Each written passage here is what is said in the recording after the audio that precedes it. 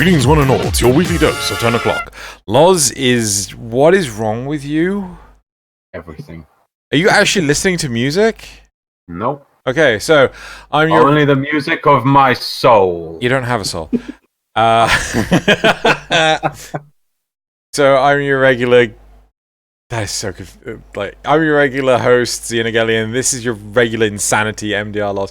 And our special Patreon guest for the week is Louis Polanco, who you've asked many a question before, and even asked me, can I actually get on top of releasing the Patreon questions a lot earlier than this, and I keep on failing horribly, and I'm like, yep. Oh, yeah, I remember. Yeah, I remember too. Right, so first things first, for the week, Lewis, you know what we do. What do we do, Lois? Cards? No. Emblems. Emblems. Right, so, Lewis, just above in the Discord chat, you'll see 2 emblems. Yep. Using whatever criteria you like, which emblem do you like the most? Which one is the winner for the week? Oof. I don't get the second one. I don't know what that symbol is. So I'll have to go with the little wolf. Yep, the Lotus Doggo. Wolf. Yeah. Cute doggo. Another victory for Drew. Well, Xeon always loses. Huh? The symbol. What is that? I've never seen it. Xeon. It is the symbol of Neo Xeon. It's from It's a I Gundam was like, thing. yes. Oh, yeah. It's a Gundam. Yeah. They always lose. Yeah. Always. Right. Yeah, I think both Lewis and myself are just like, right over the head. So... Yeah, that's not... I'm not into Gundam kind of thing, so... Just flew. Don't worry, he's just sad and depressed now, it's fine. It'll get better tomorrow, like if we have chicken. We're not having chicken. Right. So that's the emblems. If you wish to win 150 platinum for your platform of choice, simply go into the description below where you'll see both the emblems of this episode, and you can enter a giveaway for 150 platinum. Simply put in your in-game name, not your console name, as well as your platform of choice, and choose which emblem you like the most. Everyone gets a chance of winning, and you could have a chance of winning 150 platinum in 2 weeks' time. The consoles typically have far fewer entries than PC do, so if you play on Switch, you might want to actually give that a go. The winners for this week are actually, or the 2 weeks ago, but are in the description below. I'll definitely make sure to do that. And yeah, I don't think there's anything missing off of the giveaway thingy. Loz wasn't paying attention. But yeah, 150 platinum. Could be yours. I was Googling if I could get these Xeon stuff as patches. And I can! Gonna get me a new hat. Oh. Right. So I got myself a new hat, Loz. Why aren't what's called DE doing more baseball caps for Warframe? I don't get it. I'd even set the flat caps because I mean this was one I just bent it and I'm fine with it. So yeah, no hats. I don't like hats anymore. Right. So moving by on. the beanie at this point. Moving on to Dojo Dusting. In 2 weeks' time, we're having our 300th episode. I don't know if I'm going to be able to do any special giveaways or anything for it, but I can certainly talk to Dee about it and go from there. We'll be having special guests Hydroxate, Joey Zero, and DE Bear.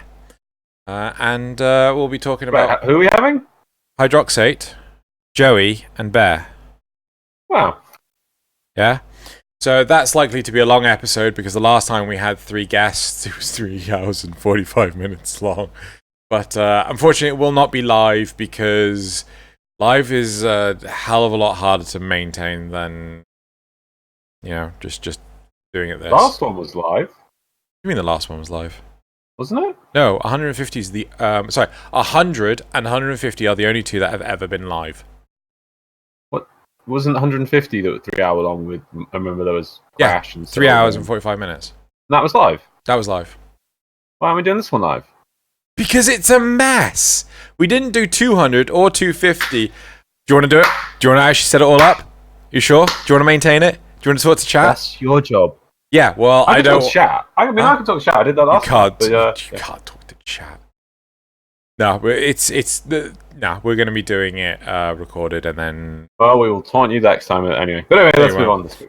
Right, so Dojo Dusting... Oh, yeah, that's what we're on. So, yeah, that's that. I can't think of anything else. Oh, for everyone's benefit, there may be a bit of a hiccup come the end of September in terms of episodes. I don't know the details of yet, but basically I came home from Canada and found out I've been evicted. So, yeah, we're going to sort that out. You got to the end of September, haven't you? Yeah. The eviction is still happening. Yeah, no, but you got time to sort it out. It's fine. That's literally what I said. So, right. That's it for Dojo Dusting. Moving on to the graphs. What? No, nothing of any importance. Sure? Yeah, I was trying to remember the difference between Zaku 1 and Zaku 2. Okay, yeah, definitely not anything of importance. You asked. Right, so the graphs for the week. So, Lewis, if you look up in the Discord chat, you'll actually find the 3 graphs. Technically, we only asked 2 questions, but I shoved a third one in there because I'm pretty sure Zrugel appreciated it. Yep. So the first... does it literally because he hates being on voice activation. And everyone forces him to be on it. I hate it. Right, so... first question was, will you be upset if the kid, the character from the intro cinematic... Well, that's question 2. Have I? Oh, I must have uploaded weirdly. So that's the first one. Okay. Right. Oh, okay. Will you be upset? This is your question. Oh, no, I'm looking at the responses is what's amazing me. I'm like, ooh. Right. 77 people responded. 49% said yes. 50% said no. Lewis, where do you sit on this? Sound no. Like, it's fine for me if it is just like random kid. Like, I don't know.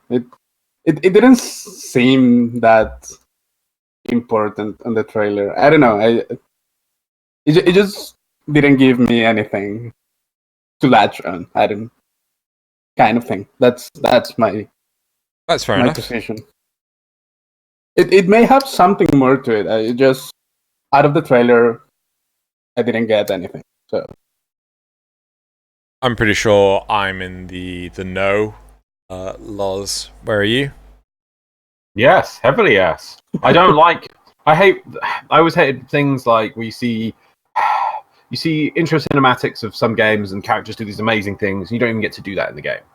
I thought it was brought up brilliantly when they said the mag bullet gather and shoot back, and it's like, mag can't do that. Oh, she will. You know, it was good that gets counted for. Yeah. Just like at some point, I want to hold D to the Excalibur exploding bow charge mechanic. It's like, is that going to get put in? You showed it, unless it was something like, this is the intro to the game, this is what the characters can do. And if that character doesn't come up again, I would be really disappointed. If I was a fresh player to the game, this is the information I've given, this is my base foundation of where I'm going to build everything from. You've shown me this character, that's probably going to come back at some point or get explained. And then you get, like, after, you know, where we are now, all this stuff, you're like, who was that? What was that about? Oh, has that just been forgotten about? Oh, okay, yeah, I'll just forget that. No, there's no point having the character then. What was the point? You see, you can't put questions out and then not answer them. That's my view, anyway. It's a little bit of mystery is nice, no? Mystery is nice, and basically D seems to do. I think their strategy for evolving the game is they're just going to keep teasing us with the next level of mystery boxes. But at some point, you need to answer a mystery box before you move on, and I feel that one needs an answer, even just if it's explained with a little bit of text somewhere. So says Loz.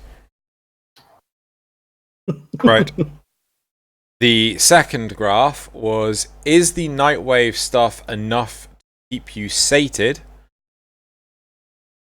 73 people responded, 32% said no, 67% said yes.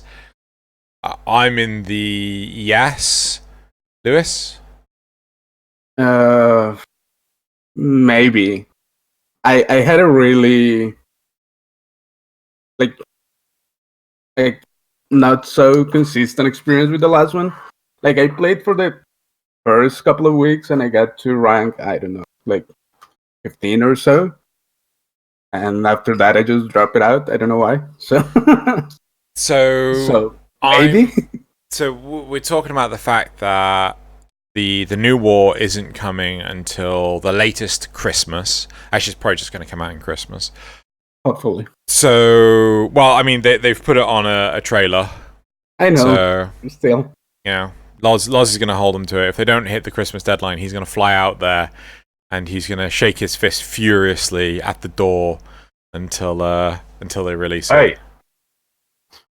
I honestly wouldn't do it because he'll take a tent and everything and just sleep there. No, I was about to say, I know where they eat lunch. But you do. But I do. No, I know. I would never do anything like that. No, I won't. If it gets delayed, the thing is, at this point, I think for that one, if it gets delayed, it'll probably delay because it's over Christmas, you know what's going to happen. It'll get delayed probably till late February, early March. You'll know it's kind of because where it is, you know its second release date is going to be that. Yeah. So I've got no problem with that. And I think, though I am disappointed in the lack of a release date for Empyrean, I'm hoping, but I'm not holding to anything, that it's a coming sooner, and they just didn't want to lock themselves down. Yeah. So, from the sound of it, you saying maybe that feels more of a no, because, like, just imagine between now and Christmas, all you were to get were night waves. If that's the only thing, probably not. Just the rewards then pull me in. I don't know. Fair enough. Loz, I'm very sure you're a no. I think I said last time 2 night waves is the limit, I would say. But I don't think we're going to get to that point. If we do, we can then discuss it. But also, it would depend on the quality of the second night wave. This night wave seems pretty interesting with the infested stuff, so we'll see how it plays out. But yeah, we've got frames incoming, I think. So yep. That Speedy Gundam frame will be mine. Speedy Gundam frame? Yeah, like the panels and things, like cool. It's like a Gundam. Okay. So, and then the last... I can't wait till we see some Tenno Gen helmets for him, because you know he's going to get Gundam helmets. It's going to be so cool. Anyway. So, and then the last card from last week was, what was your favorite Tenno Live reveal? So, 78 people responded. 5% said that they didn't have one. 5% said the new war. 10% said the new player experience trailer. 28% said the Deviri paradox, and 51% said Empyrean plus Kuvaliches. I think that was quite an obvious outcome. Yeah. Where would you guys be? Me, I'm more on the Deviri paradox thing. Oh, but that's probably mainly because I've been kind of out of the Warframe news cycle thing, dev stream thing for almost 6 months now. Right. So I wasn't that aware of that. And when it hit me during Tenno Live, I was like, oh, yeah, that seems really cool. Loz? Empyrean. Just pure Empyrean. Okay, what would be your second thing? Kuvaliches. That's the same one, Loz. No, I would separate them. I couldn't separate them. I know you couldn't, but I want to specify. Okay. But I mean, they're both in option 1. But from the list, what would be your second one? Oh, you want a second? Okay, fine. I'd say the new war. I think the very paradox is simply just a far off teaser. Yeah. I think it's supposed to be an open environment, area. And until you know more about it, I don't want to get too hyped about it. Yeah. I agree. That's completely out of my mind, really. Yeah. Cool. Yeah. Right. Okay, so that's it for the graphs. Patreon questions. Cool. First one from Scarlet Kingdom. More for Loz. Will you drive closer to allow Xeno to hit them with his sword, or will you be fired out of the torpedo tube for disobedience?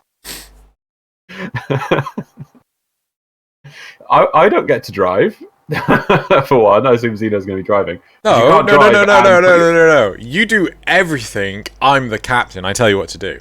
Oh, okay. Including you getting in the torpedo too. Right. So you're going to basically be the commissar that leans out of the turret with your Strezza, I imagine. Yeah. And then be like, drive me over there! I wish to hit that spaceship with my sword. Yep. Like, now get in the torpedo tube! Yep. I'll just do as I'm told. Yep. It'll be, Loz, pack resources! Loz, fix that hole in the floor! Loz, put the fire off! Loz, why aren't you in the torpedo tube? I need to shoot you. That's what's my line. Yep. Zergal plays along to that one. Zergal, have you ever changed your opinion of someone after having them on the show? Yes. For the better. Oh, sorry, for the better. You don't have to say anything if you don't want to badmouth anyone. Yeah, no, So, genuine short story. I was seriously jealous of Magamu in the early days. I thought, like, you know, we're doing this cool niche content, we're doing podcasts, so on and so forth, and yet he's making out like a bandit with all the, what's the name of the dang things, Loz? The build videos and everything. And, you know, good for him, don't get me wrong. But I was certainly jealous. And then we had him on 10 o'clock with episode 50 or 52, I'm not entirely sure. And he was absolutely charming. He was very well opinionated. He had very well constructed thoughts, criticisms, and he was just a delight to have on the show. And ever since then, I've tried to keep in touch. So yeah, no, totally. You shouldn't judge people just because they're doing better than you. Because everyone's doing better than me.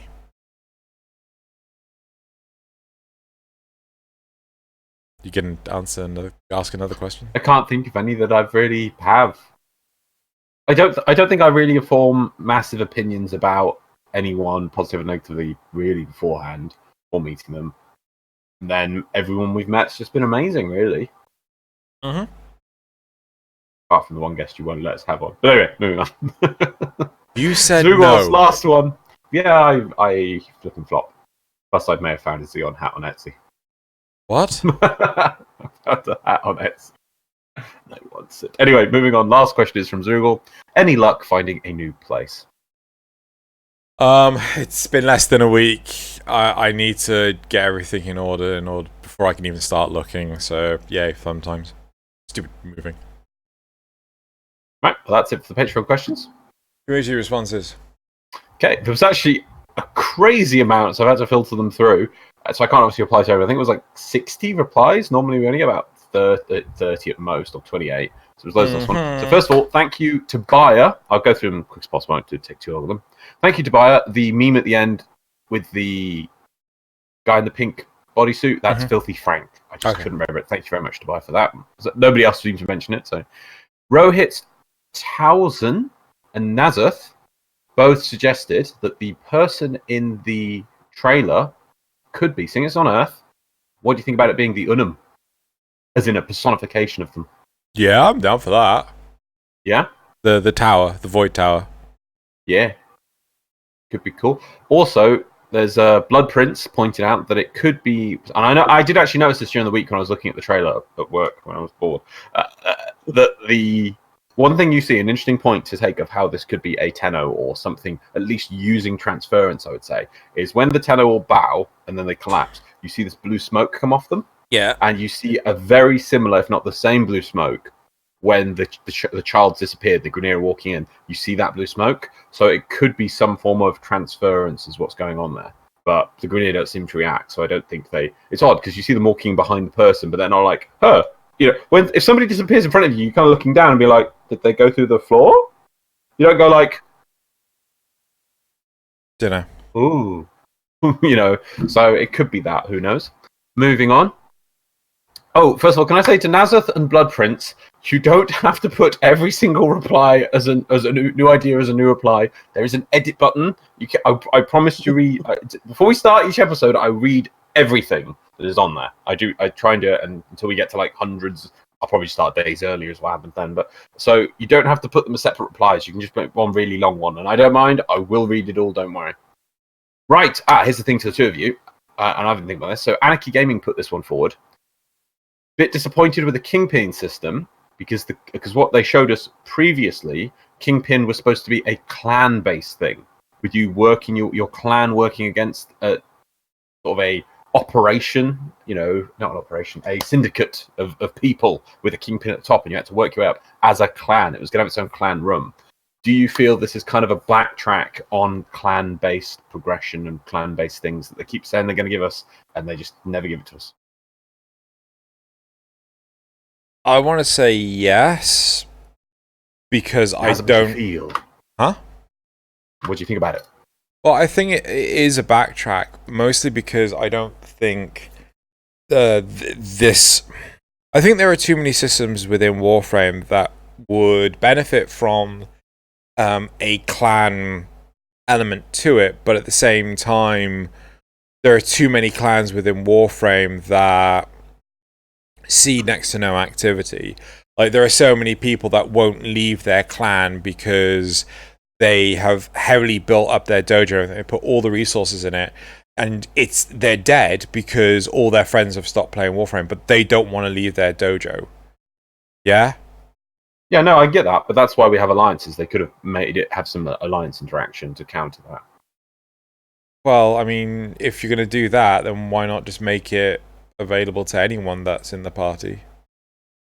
No. I mean, some clans that just aren't in alliances. Because at what point to have alliance? Like, no, you've basically. But I don't accept this as a response, because yes, we're in a bad situation with these people being clans. They've been in there for years and things. But that's because, and the reason why their clans die is because there is no clan content to do. But to now go, well, we can't have clan content because we have to account for all these people who have basically become half-dead clans, and they're just sitting there in their clans, which is fine. I think the content should also be made so they could achieve it, or at least attempt it.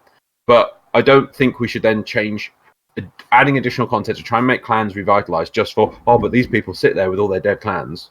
Like, that's counterproductive. You're just basically just deciding that clans will be forever dead with that attitude. But do you not find it a similar attitude to, if you want to go do the old trials / raids, go find a group? That's fine. I had no problem with people doing that. Right, so go find a new clan. Yeah, but they don't want to, and they shouldn't have to. I have no problem with them. But no. You just said that they need to go find a group to go do the trials / raids. No, I said that they should be able to do the trials / raids. No, that literally is 8-man content. No, it's 4-man content. 8. 4-man. No, you can do it 4-man. Fine, 4-man then. Right? Okay, but it's still things that you have to actually organize and get into groups for. Find groups that are actively doing it, not just getting I have no problem with it. So why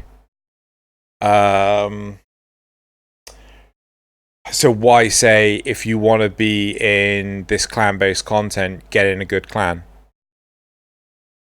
I'm not saying they have to. No, but you are, though, because you're saying if you want the clan content, clan exclusive content, they have to be in an active clan. Yeah, but no, they don't have to. No. You could just make it that. Yes, they'll be able to do one anti-operation, but it'll take them 10 times the amount of time. They still get to do it solo, but it's just going to take them a long time because they're going to have to run 10 times the missions. I genuinely think that would put off people playing the game. Because, the whole game? Yeah, no, seriously, the whole game. Because new content comes out and people are going to be like, you are preventing me from doing this content. But then I just said that's how it can be based with alliance-based editions, that you can join, you can go like, well, I don't want to leave my clan, I'm the only person in this clan, I've knocked it down to go so that the values are adjusted to my tiny clan of 10, I have to do 10 times the work because it's supposed to be 10 people, but there's an alliance tab where I can join in with other people's alliances, yet I still get to keep my clan. Honestly, I think there are loads of people out there that not only are they in solo clans, but they don't want to be in alliances either. Well, you don't get to have it. At some point, you have to do something. I mean, I'm allowed to give some leeway to accommodate them, but you don't bend over backwards to basically break the game so that people can play how they want, exactly how they want. I want to be able to play the game while I'm hopping down on one leg with only one hand and I'm blindfolded. Okay. Accommodate that. Okay. Go do it then. Yeah, you have to draw a line in the. No, you can't. I can't. I physically can't.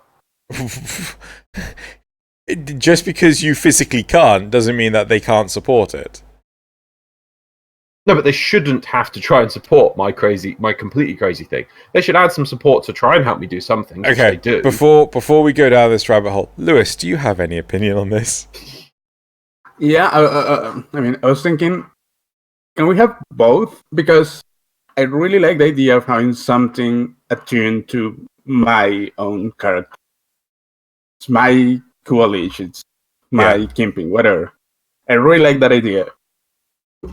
Couldn't we have like a bigger one for the clan, so that it requires like a lot of missions and like way more involvement from the clan members and kind of thing? So in that way, like if you really want to play solo, like you still get to experience the system, but maybe it's more rewarding fighting the clan coalition or something like that. I don't know how difficult it is that to implement actually, but we can treat the clan as a character and just it has its own leech. Though I'm not against that idea, certainly. Yeah, you are. You just said how you can't do that. You literally said you can't have said clan both. content. No. But you that doesn't. That's it's a very clever way of doing it. But at the same time, you've still got the people who can't do the clan stuff. Because I can't do the clan stuff. And that's what I would have said had you not interrupted me. Well, you can't. You've got no answer to it anymore. You can't. You can have no clan content now. You can never. If you're going to stick to that argument, you're never allowed to advocate for any content requiring clans ever again in any 10 o'clock.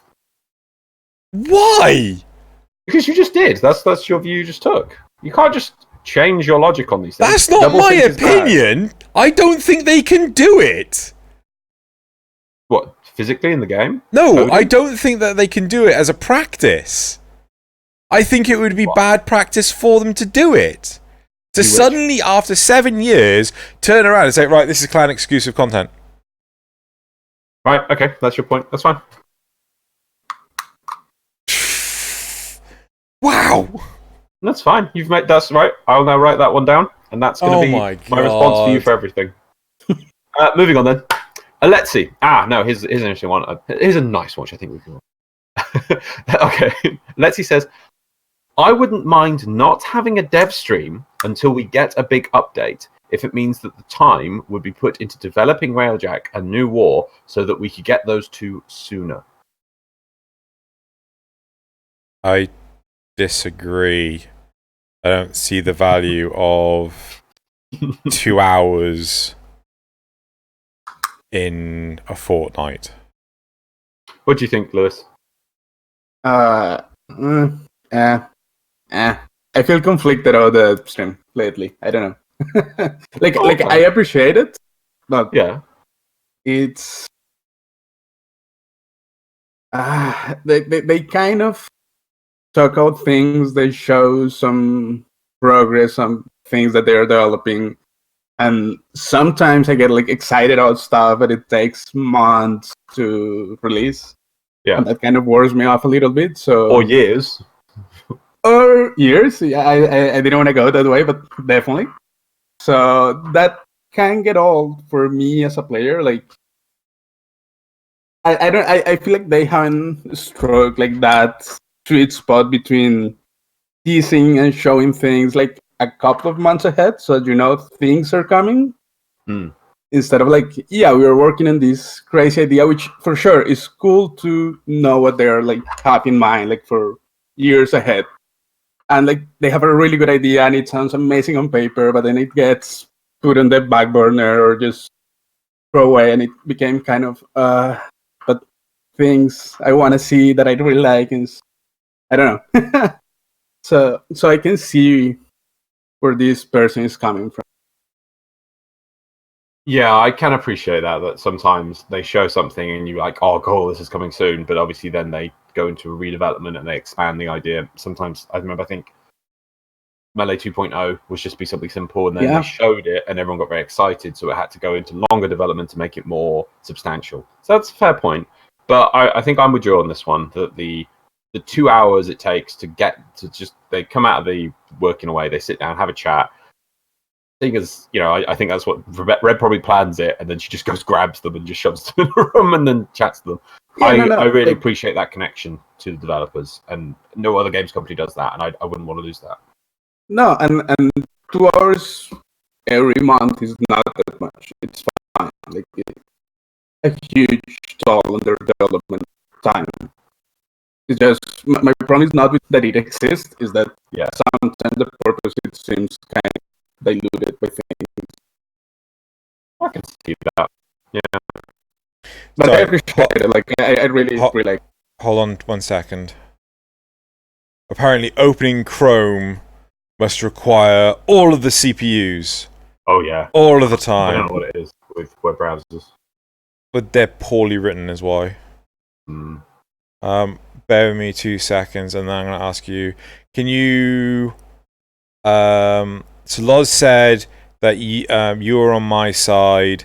Yes. Right. What did Lewis finalize that with?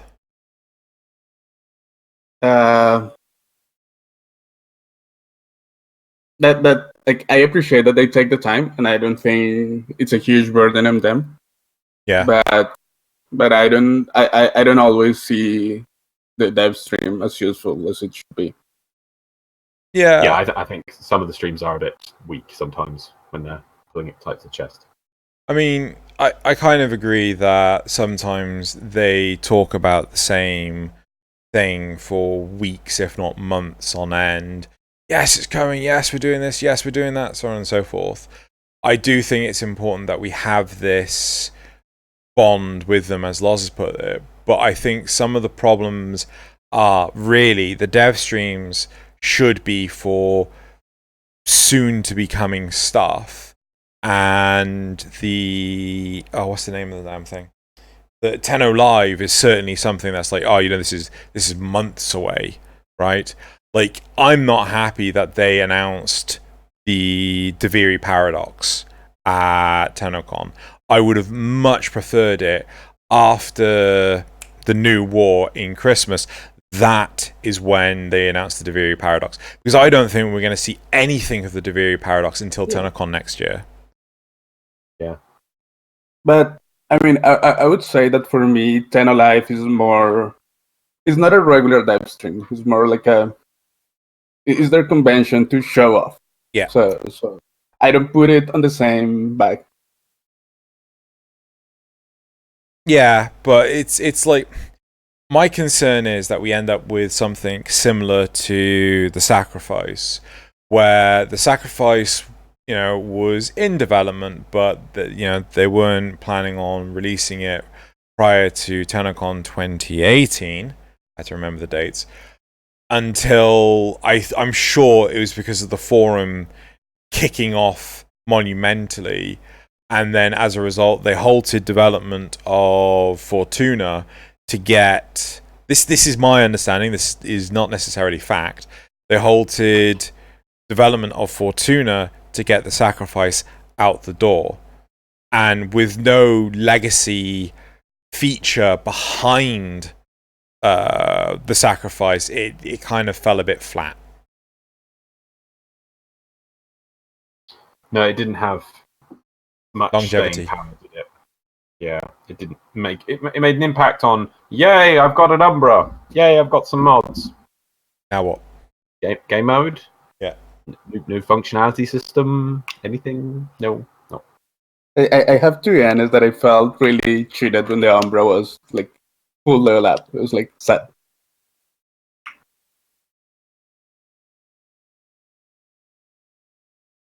Right. Like after, like at the end of Sacrifice, the Umbra frame was completely leveled up. That was kind of completely leveled up. Oh, yeah. That was a bummer for me. Yeah. I think maybe leveling that would have been fun. It would have been, that would at least have been something more, wouldn't it? Yeah, I don't know why that had to be started 30. It was strange. Yeah, right. You could have said, like, we drained it of its power or something at the end. Something. Anyway, moving on to the next point. So, I got a few more. Oh, Benjamin Kuladustai Sabi. So, I was saying earlier about how even though Second Dream players try to be a best kept secret, you're probably going to get spoiled at this point. is an interesting thing. One of the first times I was playing Warframe, someone got out as their operator. I didn't know what the hell is going on. So yes, no matter how much people don't want to spoil the story, it's going to be. That's a fair point. So we can try, but people are like, oh, what's that? Ooh. Yeah. Because we were saying that is the trailer that we saw a spoiler.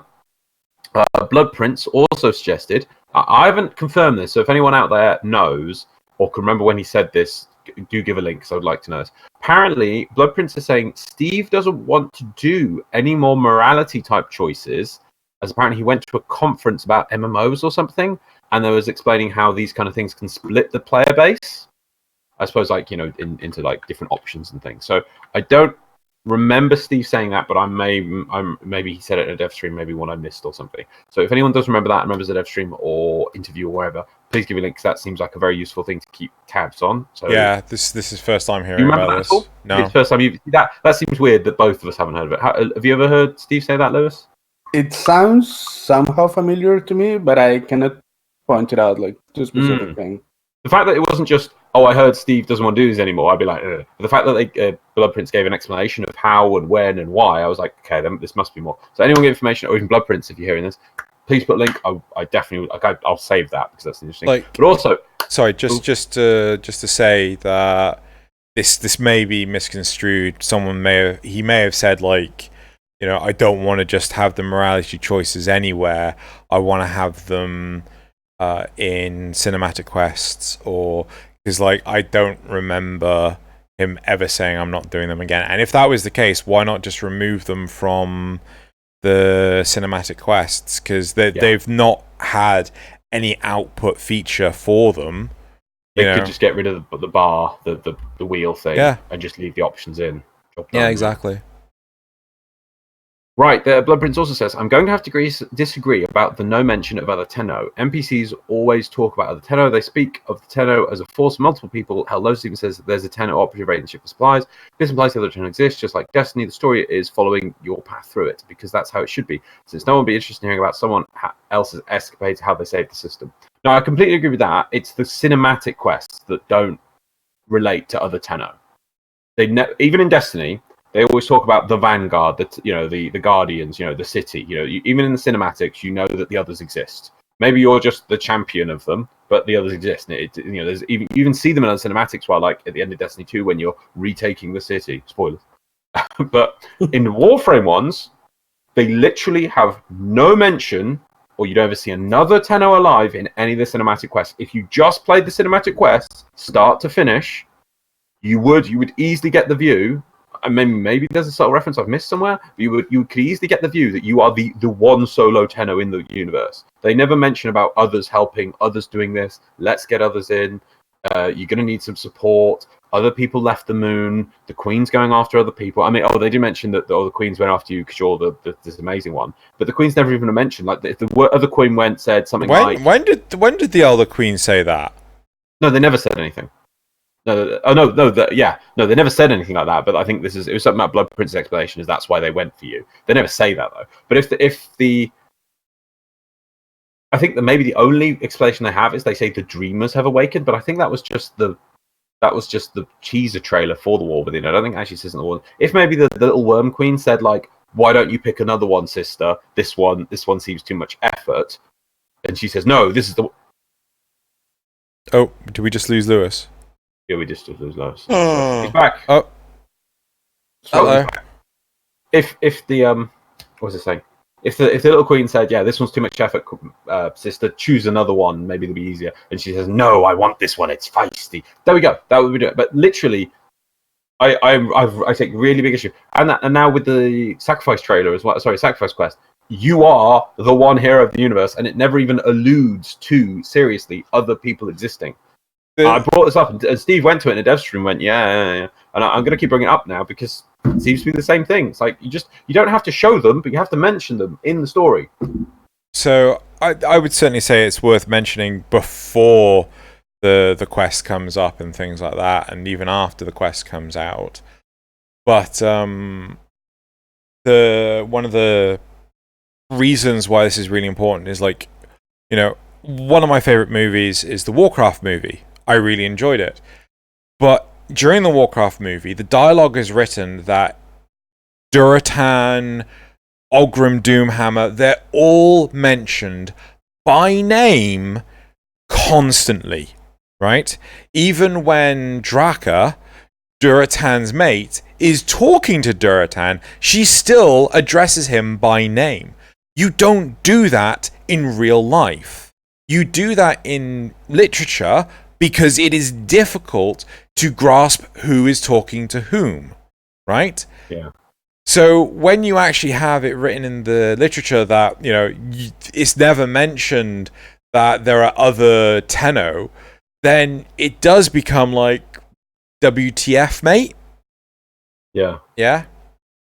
There we go. Sorry, I just wanted to highlight. No, that's a good example. No, that's really good. Yeah, you make a point that, yeah, it's there's how you talk in real life versus how you talk in a narrative sense, and sometimes you have to say these extra things to clear things up. Yeah. You know, I've done it, like, hell, Faulty Frame Squad, TTL, whatever. Like, you know, we are mentioning people by name to make it easy for immersion. But yeah, get the idea. How do you feel about this? Yeah, but I feel like they could put an easy fix, just add a couple of lines that mention it. It somehow doesn't bother me that much, but I can see, I can see your point. It really is. Okay. The last point is from who? I'm gonna get this right. I even copied down the spelling, so I'll get this right. Huuza Shintai. Yeah. Octopus again. Here's the question to, well, us but Drew mainly. Let's go. Nightwave Season 2 is nice, but again, it is really meant as a way of breaking up the grind by getting you to play different content rather than farming one thing. As a veteran, my only real goal is to hunt down the newest primes, but beyond that, there is nothing I really am aiming for, and have been playing other games to assuage the burnout. Probably saying that wrong. Do the two of you feel that way lately? That, as a veteran player, there is a lack of things for you to engage with.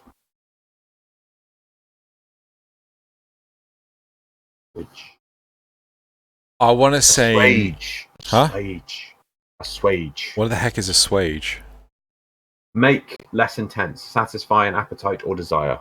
So the sentence was, and I've been playing other games to assuage the burnout, to stave off. Right, okay, so stave off the burnout. Okay, so first off, playing other games to stave off the burnout. No, you are burnt out. The reason why you're playing other games is because you're burnt out, right? But that's not a bad thing. Second, I honestly have little to no issue with the Nightwave system. One thing I really want to see, which is a game mode I actually genuinely enjoy, that has not seen the light of day for months, if not years, in any of the new stuff. Loz, do you know what it is? There's only one node in the entire map that has it. Do you know what it is? Lewis, if you know what this is, feel free to chime in. Pursuit. Nope. Oh. There's only one Pursuit node, isn't there? There probably is, actually, yes. It's not Arcwing. Oh, not Arcwing, okay. It's not going to be something ridiculous like a Corpus Exterminate or something. No. It's actually a specific mission type. There's only one mission. Yeah, Lewis knows what it is. I can see it in his face. No idea. Yeah, he knows exactly. He's being very... Salvage? Yes, infested salvage. Right? That one has not seen any act... Yeah, just... Lewis, you don't need to be so humble. You know, it's fine. We know you got it, right? But it's like... Sure. But no, seriously, infested salvage has not seen the light of day, any form of activity, for ages. Right? Why? The defection game mode, which I think people like less, has more brought to the forefront than infested salvage. We don't see infested salvage in Nightwave. We don't see infested salvage in sorties. We don't see infested salvage in the arbitrations. We don't see infested salvage anywhere outside of its main mode itself. I don't know if Loz is trying to prove me wrong. If you are, good for you. No, I'm trying to see if Pursuit has other options. I don't It's think on it does. Pandora Saturn, but I think that's it. Yeah. Yeah. Yeah. So I'm completely with you on infested salvage. Why haven't we gotten other tile sets? So that, hey, wouldn't that be a great idea for when? No, why don't we just go do that? Like, it doesn't need to be on the Corpus tile set. It doesn't need to be on the Grineer tile set. Cool. Like, why aren't we just doing that game mode? They don't add anything to it.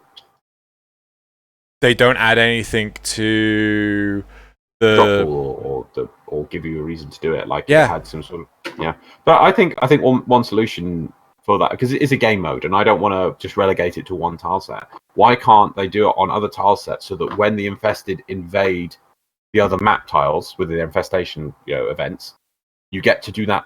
That's the only time you get to do a game mode on that thing, because that would be a rather unique thing to do when you have infestations. Yeah, I'm really tempted to ask on Twitter. Actually, I'll ask a question. I already asked a question. Do you think there should be clan exclusive features, i.e. Kuvalurge? The next question I'm going to ask is... It is defection, isn't it? That's the... Rescuing? Yeah. That's the escort mission, yeah?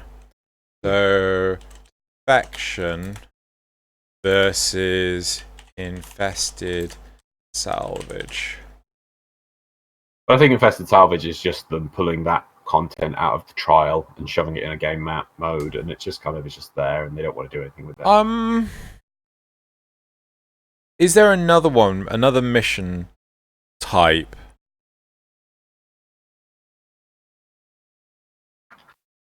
Just trying to think. I don't want to say the Arcwing ones because people avoid Arcwing like the plague. But I was wondering Hijack's probably the only other one, but there is 2 types of hijack mission these days. No, I was going to say the new one. Oh god, it begins with D. Does anyone know what? Huh? Disruption. Yeah.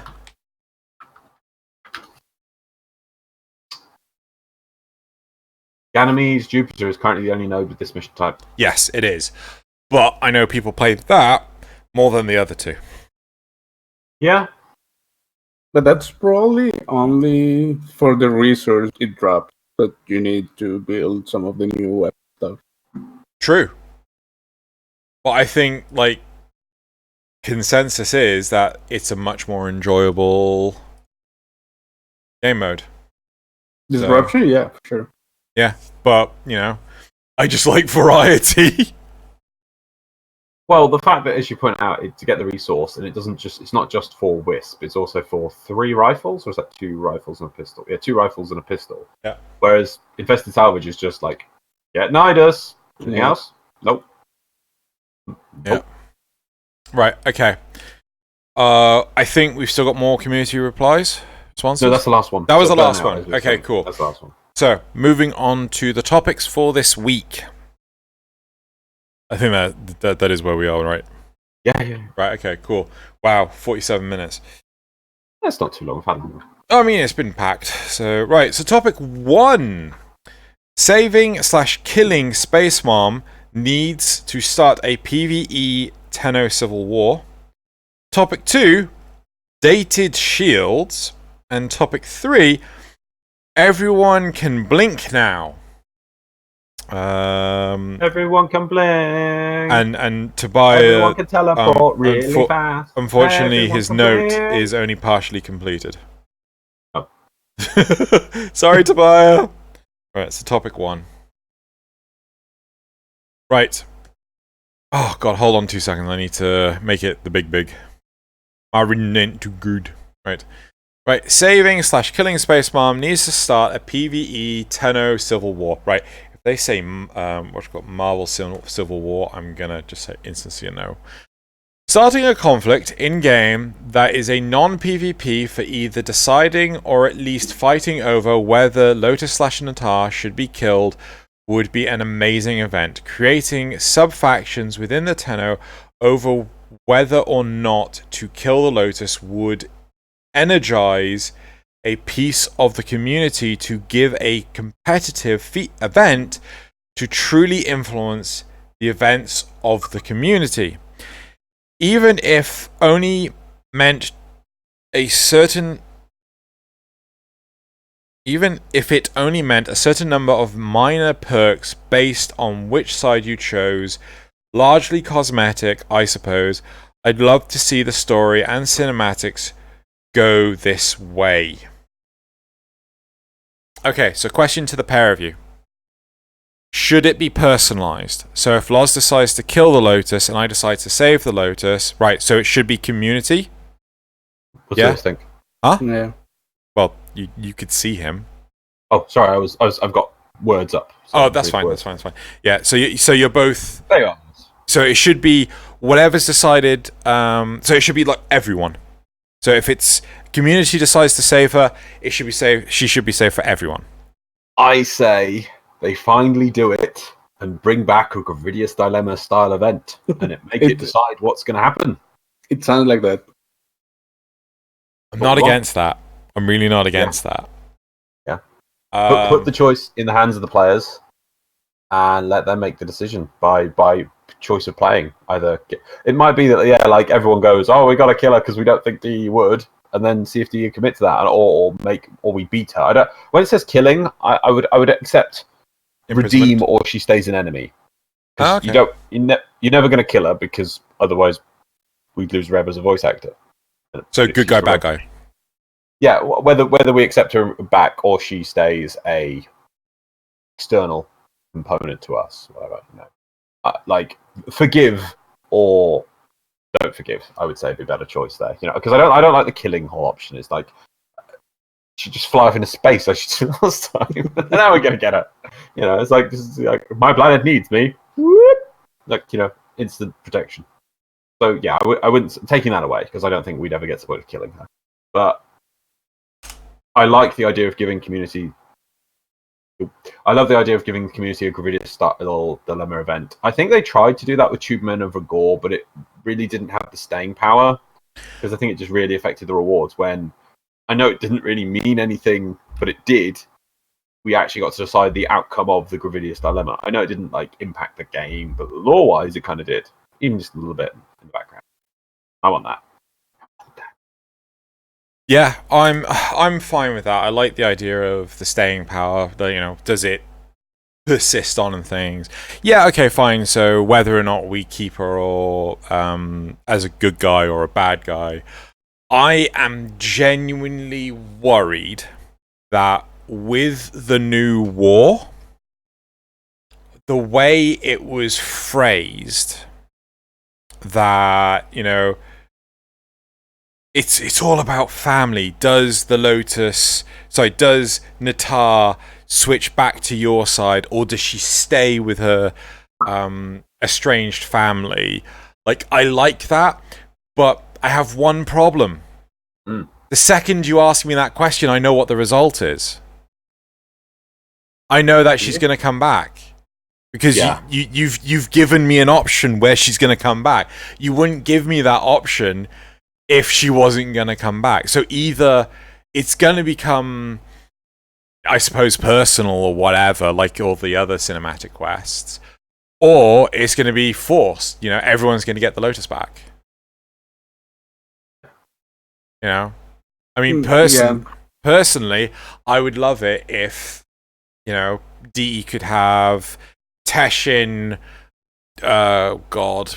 Ordis, or the Lotus as your potential handler. Oh yeah. I would happily take Teshin over the others. Who would you take if you had the options of Lotus, Teshin, and Ordis? Who would you have as your handler, Lewis? And you can only have one. You can never change it. Can I throw Darvo in as well? Yeah, you can throw Darvo in. He already has some lines done. So I mean, can I have Mefanu? No. I like the cut. I know where you are, and I'm going to bonus you. Yeah. If I could just have anyone, I would totally go Tilragor, right? But you can't have anyone. It has to be someone that would canonically make sense. Do it, yeah. Like you could say, yeah. You could take Little Duck or. Oh God, why? Konzu. I'd rather have Konzu than bloody Hello, Little Tenno. Duck. I hear you're on Jupiter. Bring me lunch. I would just scream at Little Duck every 5 seconds. Shut up! Shut up! Shut up! Shut up! Stop talking with that accent. It's stupid. No one talks like that. I'll take the market. No, I'd rather have Little Duck. I hate Boone even. Like Boone, I hate Boone even more. Boone. I have no idea what he's talking about. Well, that's just showing some colours. It's crazy nonsense. So, if you had to choose between Lotus, Teshin, and Ordis, Davo. do you really want to add Darvo? Yes, because he's a very neutral position, and they already have some lines done because they already experimented with this idea. Okay, so fine. I think, And Darvo, right? Who would you go for? I'll go Teshin. You'd go with Teshin. Yeah. Yeah. And what was yours, Loz? Teshin. Right, okay. Give me Teshin. I want Teshin. I don't get why Teshin has to. Obviously, they put him in for the conclave, and it's like, can we go back to Teshin? I trust Teshin more than all the others. Ordis, well, now that we know what his Ordis is and was, and know that he's damaged and broken, it's like, that's nice. It's a broken robot. I trust the guy who kind of does what I say now because I have a stick. I trust him now. He spent several centuries looking at the Queen doing what the Queen said because they had a stick. I have the stick now. He'll do as I say. Yeah. I honestly don't know. A part of me wants to say the Lotus. I don't trust. Why would you trust the robot that mind controlled you, betrayed you already, abandoned you already? Knew what was coming, abandoned you for no reason. So Teshin had to step up, and then didn't explain herself in the Natar thing. The Natar quest. Just abandoned you. Oh, it's a sentient. I'm going now. Teshin's like, what? What? Well, no, she told you not to do it. And then she was scared of how you would react. No, I swear you get to Earth and she says about the signals, and then she just goes, oh no, that's the... I have to leave, Tenno! I'll look it up. Let me get it. Yeah, no, you're right. You're right. But my understanding was that she did that out of fear of how you would react. Right. It's like going, here's a box. It's a mystery box in front of you. But don't open it. I'm leaving now. I'm going to go to the kitchen. But don't you open this box. It's a shiny box. Then Dad comes in and is like, hey, what's in the box? Yeah, then someone else goes, hey, what's in the box? You want to see what's in the box? I want to see what's in the box. Maybe we should see what's in the box. Think maybe we should look at the box. Wait, did Teshin know she was a sentient before we did that? Or did he allude to it? I don't know. Tension says a lot of things, and I think maybe he does mention some things. I don't think he trusted her, but I don't think he knows that she's a sentient. I don't think he knows. He may not. See, that's weird, because you have to... A lot of those lines and things, we have to think with the fact that technically he was still working for the Queens then. Yeah. So maybe the Queens let him know some things, so it's hard to say what he knew at when. But anyway, Teshin needs to come back. Teshin needs to put in charge of things. Gets things sorted. I don't know if you're aware of this, but apparently, and Lewis, please feel free to chime in at any point in time. Like, you know, it's like, you guys are crazy. You should have done like this. Apparently, it was the Orokin Empire that actually put put the Lotus helmet on Natar. But I've not seen any evidence of this whatsoever, so I'm not prepared to believe it. It wasn't Ballast that did it, and I'm like, this doesn't seem right. This doesn't sound right at all. Why? You know what? Does the helmet do something special? Is it like a mind control device or something? Kind of. The whole point is that Lotus's... So, the memories of Margulis... Spoiler. I'm pretty sure everyone here... Just to be sure. Okay. Some consoles might be watching. Just to be safe. Right. Safe. So, the memories of the Lotus don't come from Margulis. When Margulis died, she ceased to exist. Right? From the Jade Light. The Jade Light is like some sort of special erase button. Yeah? And, like, you just cease to exist. The memories of the Lotus apparently comes from the different Tenno. Yeah? And that's what created her. But the question... Barry on sweep. What? Baryon sweep. Sorry, making a Next Generation reference. When they have to clean the ship, doing the Baryon sweep, and if they get caught in it, they're gone. So geeky reference for the win. Sorry. Okay, so the big question is that if they did that, like, why would Ballas opt not to do this himself when he was trying to resurrect the Lotus? I don't understand. I think it was Ballas that actually put the helmet on her, not the Orokin Empire. Sure, it'll get explained in Hopefully. Anyway, sorry, just random tidbit. Okay. So, do you think there should be an event to decide who, whether or not Space Mama is spared or put on the chopping block? I like the idea. The only thing that worries me is that, like, you know how these quests have grown in, like, in cinematic kind of code. So having this community dependent outcome could put a lot of, like, strain on their development thing for, like, cinematics and lines and mocap and that kind of thing.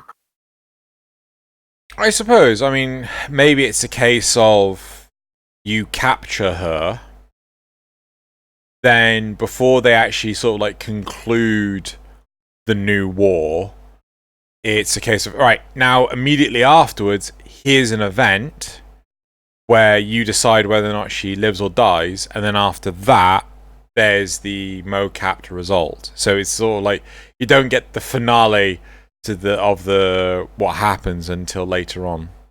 I was like, nah, this is stupid. But that means that you get that finale like months after the fact. Yeah. That seems kind of anticlimactic now. Like, no, I agree.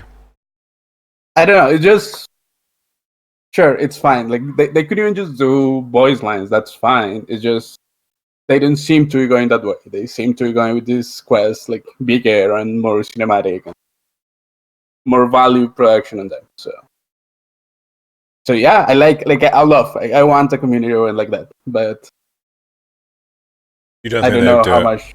Yeah. Okay. Just based on how things seem to be going, but I'll love it. Like I'm definitely for that kind of thing. I think a part of me just would rather it just be personal. I would like it to be personal if it could be done, but I think that generates the most work on D's and as we were saying earlier with the if Lotus just kind of goes back to being the person who tells you to do things in missions and generic stuff for quests and never, like in the War Within, never being a strong prominent part of it, and just giving you voice lines saying, hey, Tenno, go here, or I detect some weird energy readings over there, and she kind of goes back into the the role she had at the very start of the game when she was just this voice that told us to do things. I think could be done, but by giving people the option, it would be a lot of work if she then is to be a prominent character in future quests, because she'll have to be a character in some people's quests and not in others. It's just a tricky thing. I would love it, but it's a lot of work. It'd be very interesting to whether or not they could mocap the movements of a character.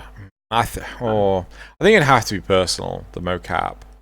So, because I was thinking to myself, what if they could do like a generic mocap animation for a skeleton, and then they can either put the Lotus, Teshin, Darth, Ortis. Ortis just floats around. It could be done, but at the same time, it'd be very generic. Yeah, and I think that's what like removes. I think it should be personalized.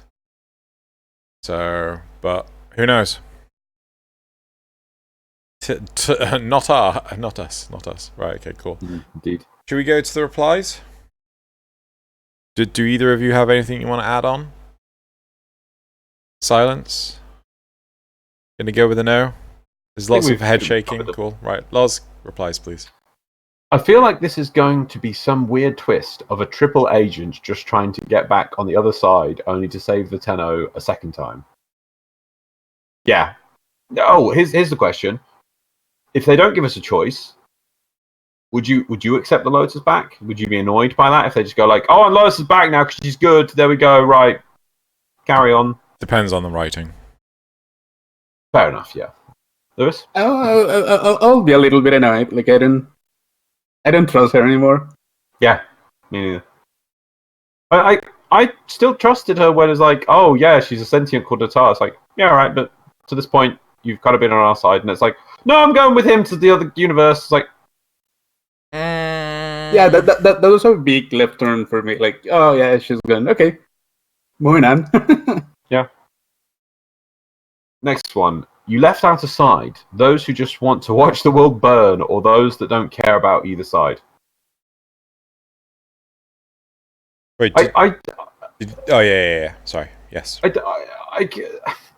don't like that kind of option in this kind of choice because it's a character which you've kind of grown a bit with, had for a long time. You wouldn't be able, like, if it comes to the point you're in a room, Tashin, just defeated the scented queen or whatever, and it's like, and there's going to be a new looming threat on the horizon. It's like, and those says, do you forgive me, Tenno? You can't be like, I'm gonna kill Tashin now. Yeah, it's like, yeah, exactly. I just think I'll kill Tashin, or I don't really care. I'm gonna go for a nap. Yeah, it's like nobody would say that in kind of situation. It would either be like yes or no. It wouldn't be like. Well, it just ruins we'll give you a the temp matter. job, but put you on a 0-hour contract for a bit. It's like. Yeah, no, it just ruins the narrative. Yeah. There's like, no way your character would be like, I mean, how? Lewis, I assume you've watched Game of Thrones. You assume wrong. Okay. Well, in I want to say the first episode, maybe the second episode, there's a very iconic bit where this one kid is basically thrown out of a tower. Right? Okay. And my example here would be a case of, so instead of throwing the kid out of the tower, the guy brings the kid from the window into the tower, puts him down in a chair, gives him a lollipop, and then he himself jumps out the window. It's just like, why would you do this? It's like really out of character. Yeah. Yeah. So Loz gets the context, because, yeah, basically. Who has a better story than Bran the Broken? Everyone! Sorry. Anyway, it sounds like a good idea, but many others, and myself included, aren't really on either side. I still don't know how I would choose if you actually get the chance to either kill or spare the Lotus. There are always more than two sides to everything, like with a coin. You have heads and you have tails, but what you don't consider is the space between. Right, but this is why I don't like the whole kill or save, because that is a very why can't you imprison? Binary choice. Yeah, maybe it's like forgive, don't forgive. No, it's forgive or don't forgive. I feel is the more important one, because then it's down to her on what she chooses to do. If she chooses to join and be the radio person again, or if she whatever, But maybe you could be. Yeah, but why in prison? Prison how? Why? When? It's an alternative. What, get a rock and tie to a rock and put her on the planes? Yeah. Stay there now. Yeah. Think about what you did, young lady. Or put her in something that... Put her on the plains of Deviri. There you go. Yeah. Well, I'm thinking that, like you just said, I was having a thought earlier, you said it's not going to be till next TennoCon. Even then, I don't think we'll see it. Maybe that's going to be set up as the threat beyond the sentience. Ooh. Yeah. Because it was a robotic Dax soldier on a robotic skeletal horse. I think its head was just conical. It's yeah. Yeah, exactly. It could just be a conical head thing, but very Oricany conical head thing. I think they're the threat beyond or after the sentience. Yeah. So, and I'd kind of be okay with that. So that's fine. Next reply. Is it possible maybe Clem replaces the Lotus? He can wear her headpiece and outfit. No. We should have put Clem as an option. No, we shouldn't have. Oh, come on. No, we could. Clem. No. Grakata. Do you genuinely think anyone would choose to have that as their only choice? They could never change it. I think a lot of people would. I think Yeah, a lot of but I people mean- would go insane afterwards. I hate Clem, and I would even consider choosing that as an option between Clem and Lotus. I would pick Clem, and I don't like Clem anymore. No, but I'd still it's pick not Clem. just Clem and Lotus, it's Clem and the others as well. I know, but I mean, if you boiled that choice down to literally Clem, who's going to say Clem and Grakata for the rest of the game, or Lotus, I would put Clem. So that's ignoring the other options, because I picked the other ones. But if you gave me a choice, would I pick Clem? Yes. Every time and twice on Tuesday. And I hate him now. I think a lot of people would actually. Like, that doesn't seem that far-fetched for me. Couldn't do it. Last two. What if we just offer the sentience Kuva as a peace offering? So I heard something that was Why? really interesting. The idea that the Kuva is like the bad part of the void. Ooh. Because we don't know what Kuva actually is. It just does like weird space magic-y stuff. It's a special MacGuffin that does anything. Yeah. Much like the Fill up their void. eyes. And we don't know if it was discovered, created, or a side effect of something else. Yeah, we know nothing about it. Why did they start using it? So what's the advantage of giving the sentience Kuva? Yeah, we have no known interaction of sentience and Kuva, so that's kind of pointless as well. Yep. Last for players, I'm fine with it if it doesn't affect actual storyline. How would it not? That's a whole I think point, no. I think it would be on the whole save kill choice. It would be save the Lotus, and she will just remain. She'll just fly around in space, or maybe go find a new life in a new solar system somewhere else, or kill her and be done, and we move on. Either way, the plot will move on, and she'll never be a major character again. So like the Elder Queen. That's one way of doing it. I think that's been retconned. No, why? The radio chatter in the Imperium was hinting at that. Yeah. Oh yeah. What do you mean She's dead. retconned? Well, because she could survive on some of the options. Yes. She can still. What you call it? One of the dialogue out entries for the Worm Queen is the fact that she's getting the Kuva for the Elder Queen. But there's no real explanation of has she succeeded? Can she succeed? Yeah, exactly. So it's possible. I mean, if she's dead, then it's possible that she's bringing back the Elder Queen via the Kuva, and it's like maybe the Kuva Liches are an experiment on how to revive. The Elder Queen. Anywho. Right, so I think that's it for that topic. Any last thoughts, guys? Kill her. Burn her with fire. kill her. Right, if that's the case, I'm gonna ask the card. Kill her. Yes. right. So the question is kill her. Oops, that's not Yes. the question. Or yes, with an exclamation mark. No, that's not what the question is. The question is, who would you replace? So who would you have as your handler? Who would you have as your handler? Yep. Nora Knight. Yeah. Oh no. Oh no. Like the last thing I want is what's a future badass? Now exterminate some grittier. What's a future badass? You've got a spare choice, haven't you? You can have 5 choices, can't you? Do you really want me to put Nora Knight on it? Yes. No, I do. I actually really do, because obviously we saw the voice actress. We didn't actually. Did you go talk to her at all? Nope. No. So she seems like a very lovely lady, and she seems very happy doing the voice acting. So she would probably be happy to do some more. So I think it's a very valid option. Maybe some people would appreciate that. Maybe a lot of the community would. So I think you should. Honestly, I like her voice acting more than some of the other characters right now. I like her voice acting. I don't like her I lines. don't like her script. Her lines, though. Yeah.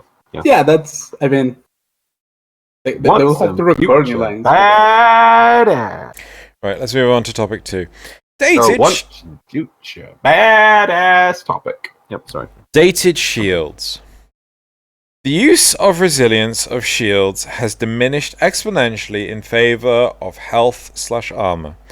The one advantage shields have over health is that recharge with supplements. But even that advantage gets overshadowed by the myriad of health regen options players have later in the game. Increase the shield charge rate, but keep the delay. Remove bleed through. Why should there be a wound when it's deflected?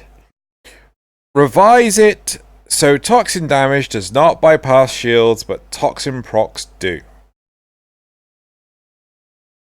Oy vey, right.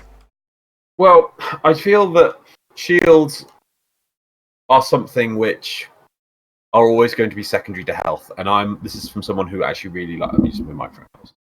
Lean back a bit. And this is somebody who actually really likes shields. I always try and max shields rather than health if I have the option, even though I know it's more effective health mechanics to level up the armor and health and things like that. I still like shields. I like the concept of shields. I always like shields. This is why Hildra is one of my favorite frames.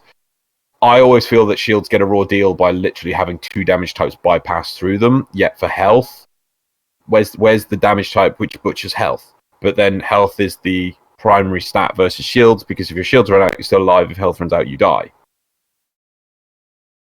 I think it's pretty weird. Where's the mechanic where if you've got some shields left, you survive or something, you can stay on 1 health point till your shield's jarring or something like that. So I just think it's a bit unfair towards shields. I don't get the delay. Why can't I mod the delay off on the recharge rate? That seems ridiculously weird. It's like I can speed up the rate at which they recharge, but I still have to take no damage for so many seconds. So it's basically almost useless to play with the recharge rate. And then the last point they're saying, what about shields is the supplements, but even that advantage overshadowed by a myriad of health regen options players have later in the game. I would say this comes down to a lot of. I mean, there's you've got 2 frames that don't have shields, 1 frame which is that is shield designed. Health is just always going to be trump shields, and shields are just always going to be a gimmick that they don't seem to want to or can't seem to do more things with shields.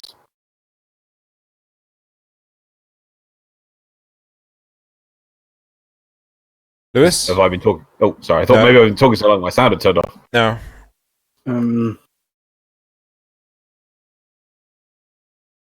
I don't know. I'm one of those players who mods for health and armor. It's just more efficient. I'm sadly kind of one of those main mics kind of player. So yeah. Although I really like Hildren. Like I like the concept of having shields doing something else, because as a survivability kind of thing, it doesn't work. It's just not efficient. But like as an energy pool and the fact that you have to balance things out with that, I really like it, and I really like him.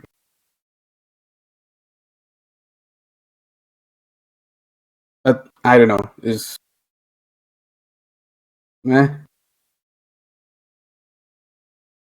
Trying to think. It's hard. But it's also the fact you can see they never really completed the shield gating, or that was going to be an addition to shields, and they gave a thing to Hildren about it, but that's it. Like, where was the overarching massive shield redesign? Shields are it's just so much more efficient and so many more methods that just work on get as much health as possible, get as much armor as possible, and have some mechanic to get back health. I mean, even just I think it's the Furis, and then the new Loca mod, you're basically invincible. Just shoot things, and every time you shoot things, you get health back. Any melee weapon, just put Life Strike in there. You're just going to just get health faster than you're going to lose it. And then there's frames which are based all around it, and because they are based all around it, they're basically invincible. So you got your Nidus and your Niruses, if you build them correctly. Shields, no. Even Hildren just has a bit of health. I know it makes sense, it's shield-based frames. As soon as the shields go, it dies, but yeah, why not? I just think it's, And then, as I've said, there's a weighting in the damage types. There's 2 damage types, which is literally ignore the point of shields. So what's the point in having them? And they're not rare damage types either. I mean, slash procs on you, almost anything can do slashbox on you. And toxin damage. Well, toxin's a common base type. You're going to see a lot of that. I mean, maybe if it was radiation affected shield, get through shields, that'd be rarer, but it's not. It's toxin, which is quite a common one, especially when it comes to infested. So, two of the most common damage types, I would say. I mean, I don't have anything to back that up, but I bet they are. They just bypass shields. As long as they're not there, so what's the point? You can't even, why can't I mod in to, have super shields which prevent that? I mean, I'm losing a mod slot for it. I thought that was the whole point of a mod system. You're making choices. I'd have to lose out on, let's say, power strength or range, so I could have super protective shields. Why not? I'd mod into that. I like that idea. But no, we don't get any additional mods for shields. Not since the early days where you got retribution. Whereas if you get meleeed and you have shields, you electrocute some mobs a bit. That's the best we get. Is that enough time to think, Xeno? Yeah, I mean... Still thinking. No, so I think there shouldn't be any base changes to shields. I think there should be options for you to mod into. Because my concern is that there are plenty of people, myself included, and if DE were to turn around and say, nah, we're changing shields, fine, I'll deal. But a lot of players, they rely on taking damage for survivability. Yeah, so if shields then all of a sudden become super badass awesome, my survivability is going to struggle. So but you could let it be modded into. Therefore, yes, yeah. Because then you don't. Yeah, I'm completely with you on that. Because I know there's some builds like yours which are based on taking damage being taken. Yeah, and that's a key point. It's if that is removed, the whole logic of the build falls to pieces. So it's I wouldn't make it a baseline change. That definitely not. No. I think there should be a corrupted mod. Ooh. To improve shields at the expense of armor and or health. So you could have one which increases shield capacity but decreases armor. That would be a huge buff to Warframes like Nova. And you could do one which is increased, so decrease the delay before it starts recharging, but decrease the rate in which it recharges. You could do all sorts of stuff like that. So go on. Can I say something on that? Like the first idea that you put forward, just in the current state of the game, it's kind of hard to argue for a mod that increases shields to expense of health or armor, because health or armor are more important, just de facto. And for me, frames like Noah, they survive not on shields, but on mobility. Really? I don't die as Noah. No, I don't my tanky quote unquote Noah is based on Nullstar and just moving around. Yeah, I mean that's kind of what I do. I do Nullstar Nova with what's the molecular prime augment? Yeah. I've also got adaptation on Nova, so she does become a lot tankier.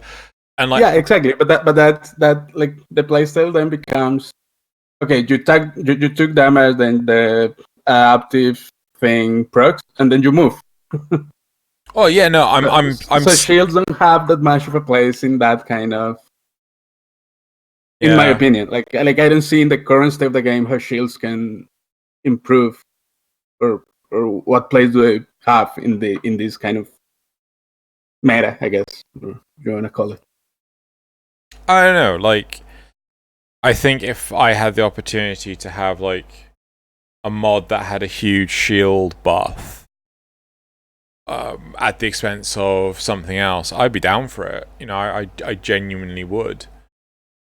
So for squishier frames like Nova, for frames like Oberon, not a chance in hell. For Hildren, yeah, totally. But I feel that yes, shields can be made better, but they also have to, this original poster has to realize that what is the goal they're trying to achieve. Are shields supposed to be the equivalent of the armor scaling, the damage resistance from armor? God, no. Right? There's supposed to be a different type of resistance. So, if it's a case of, while you have a shield, you have higher status immunity, right, or status resistance. Yeah, throw that on there, right?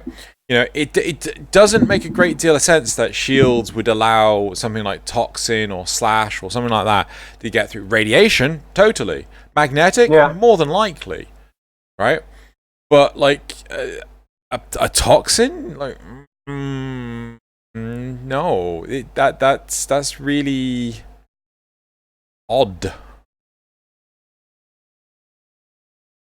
What if we double dip and make shields an offensive thing, like mod them to, I don't know, proc on melees, something, or there's already a mod for that. That's retribution. But something offensive, I don't know, like if you get proc with toxin, the shield explodes in toxin or something like that. I don't know. I think there's a mod for that. I'm not aware of that. But I mean, maybe for all the damage types. What? I'm just thinking of shields as utility, so I'm trying to. See, I'd love to say that maybe the Corpus weapons do something different, Grineer weapons do something different, and then the infested stay as is because they're melee. Depending on the shields, but it's the thing is, like, we're trying to implement a damage 2.5 here just around shields, right? Yeah, just too much. I know. And no matter what we throw into the fray here, this is going to change how the game is played. Right, this is going to change how Oberon's played. Like, every Oberon main that uses something like my build would suddenly take the decaying dragon keys. Was it decaying? Bleeding? No, the one with the reduced shields. It's like 75% reduced shields. They would take that to increase the chance of them being hit for health. Right? Yeah. Aniros and Nidus, right?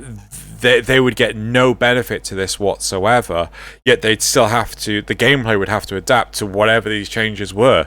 These rock, paper, scissors. Huh? As it was only modded in. Yeah. Well, yeah. Okay, it's fine if it was only modded in. No, that's what I meant. I'm not quite sure how much people would want to use mods. Like, I don't know of a single person that uses the retribution mod. Because everyone else is like, well, no, power strength is more important. Yeah, I know. Power duration. So it's. I agree with that. I'm just spitballing. Maybe if it was like an Exless mod or something like that. Need more stuff in that slot. It's very true. Yeah,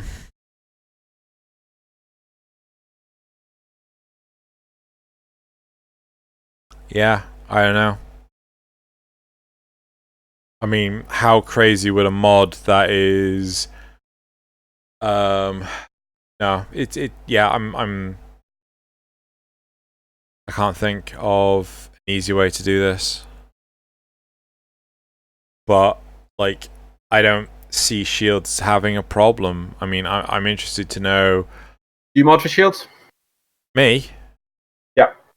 No. On any frame? Apart from Hildren.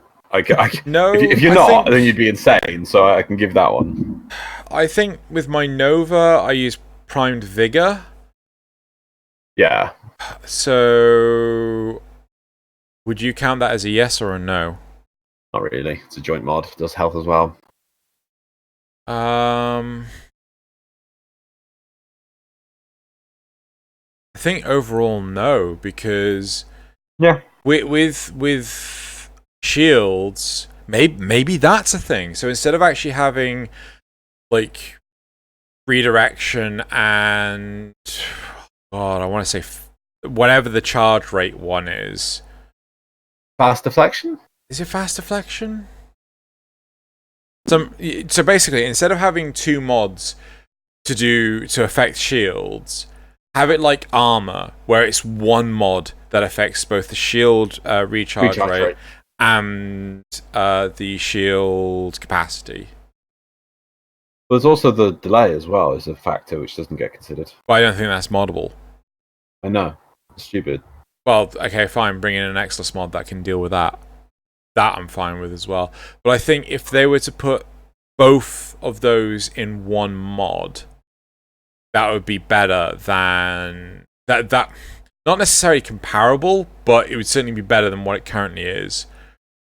And then it's like, okay, do I take armor? No, this Warframe has shitty armor. Okay, I'll take the shields mod. Like, if that was the option, either health or shields for Nova, I would totally go for the shields.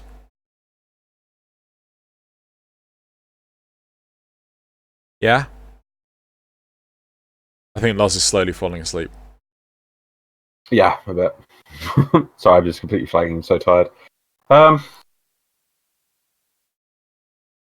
Would I just mod for that?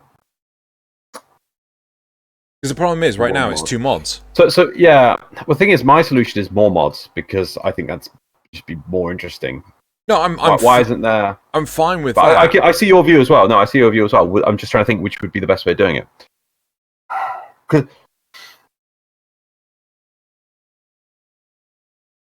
No, I don't like the idea of compacting the mods. I like forcing people into choices and making trade-offs.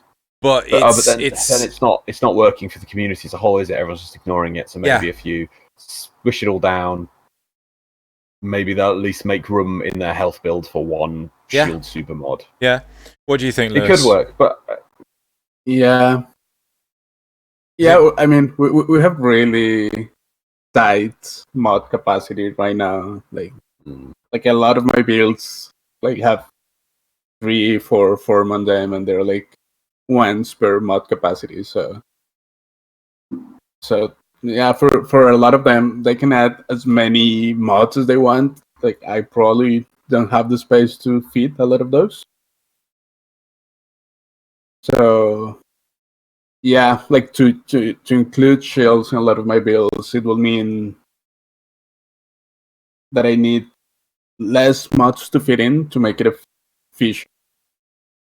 So I'm thinking right now, Trinity, for example, she has really bad armor. Yeah. And I don't mod shields for her, but she would definitely benefit quite a lot from from me being able to put more into shields with less space. Because no, it's just because the way that I mod him to make her somehow survival is just throw everything at the wall, but that takes a lot of space. So we've always talked about squishing mods, compacting mods, blah blah blah. I have a proposition for you. What if some mods could be stackable?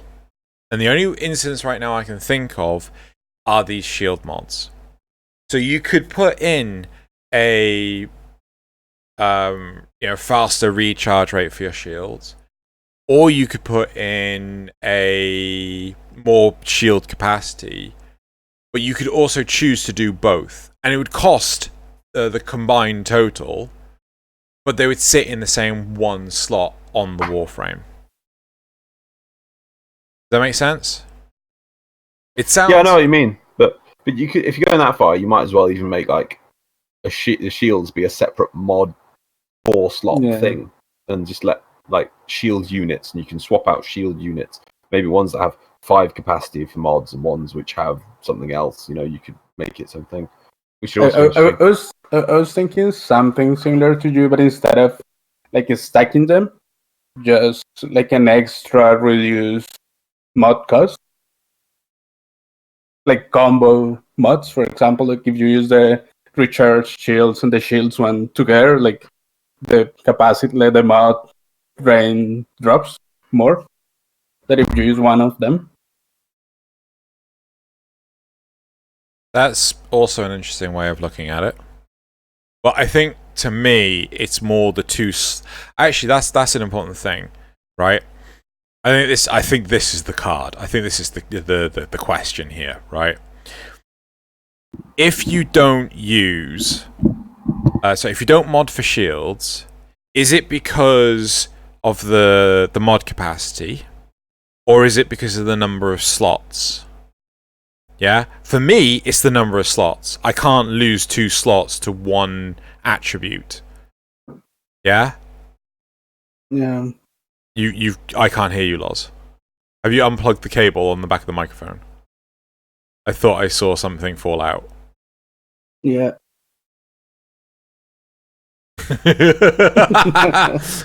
That's a yes. That's a yes. Whoopsie doodle.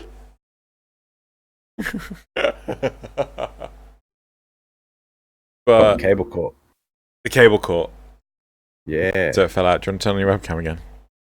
Yeah. Yeah. So what were you saying? Yeah, no. I think you should also... I don't think most people's options... The reason why I think most people don't take shield mods isn't because of slots or capacity. It's because just that the other mods are just so much more effective. It's just effectiveness. That's it. It's nothing to do with, if you gave me an extra slot, I'd stick another mod in to make my health better. Yeah. Because it's still better than shields. It's nothing to do with capacity and slots and So you just stacking. think it's flat out effectiveness. It's just effectiveness, I think, and if you gave the people the option, that's the truth, and that's why they do it. Because the game, it's not to do with the mods and the modding side; it's to do with how the game is structured, and the game is structured around health best, But what health win. But I say It is. armor best, but yeah. Yeah, well, it's all tied together, isn't it? I mean, armor doesn't affect your shields. Why? Maybe that could help. There we go. No, but It there are doesn't so many anyway. warframes that don't have good armor but have good shields. It's supposed to be an alternative, right? Yeah, So, but it's not. But it's not, right? So the question is, what could be done to make shields a more attractive alternative? Even when you have a frame with low shields, right? With low armor and not a great health pool, right? The solution is not, it's a shieldy frame. Apart from Hildren, Yeah. you go. It's not. The solution is not, I better shields equip on. shield mods. No, the solution is take prime focus and take quick thinking and turn your energy pool into an additional health pool. I don't even do that for my Nova. What? I don't even do that for Nova. Well, but you could. You Yeah. see, it's just, again, you've just basically generated more health. Never does the shields. For instance, why isn't there a shield strike mod for melee? What's shield strike? When you hit things, you get shields back. Oh, just wow. like life strike is when you hit things, you get life back. Why don't we have that? That would be interesting. Yeah. And then, because you're going to be meleeing more, it would work really well with that retribution mod. No, we don't get that. Shields are just not considered on the same level of health, and because of that, they're always going to be second place.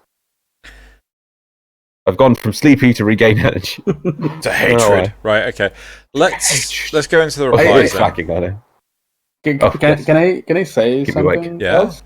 No! Yes, you No? can. Okay. Yes, you can. No! Yeah. Like, it just came to mind, like, armor scales with health. What if shields scale with energy? Because a lot of the shield heavy frames are like casters. Yeah. And you uncap shields. So I have a couple of friends with a lot of energy where I cannot use the damage on health get energy back because they have little health pools. So how would that work? I assume it's just a case of like the more energy you have, the more shields you start with. Yeah. And it wouldn't be a case of the more energy you spend, your shields Yeah, would yeah. yeah. So it's literally just a case of what. I'm down for that. I'm just trying to think of easy things that could improve shields that wouldn't like change dramatically the whole game. Okay. Loz replies.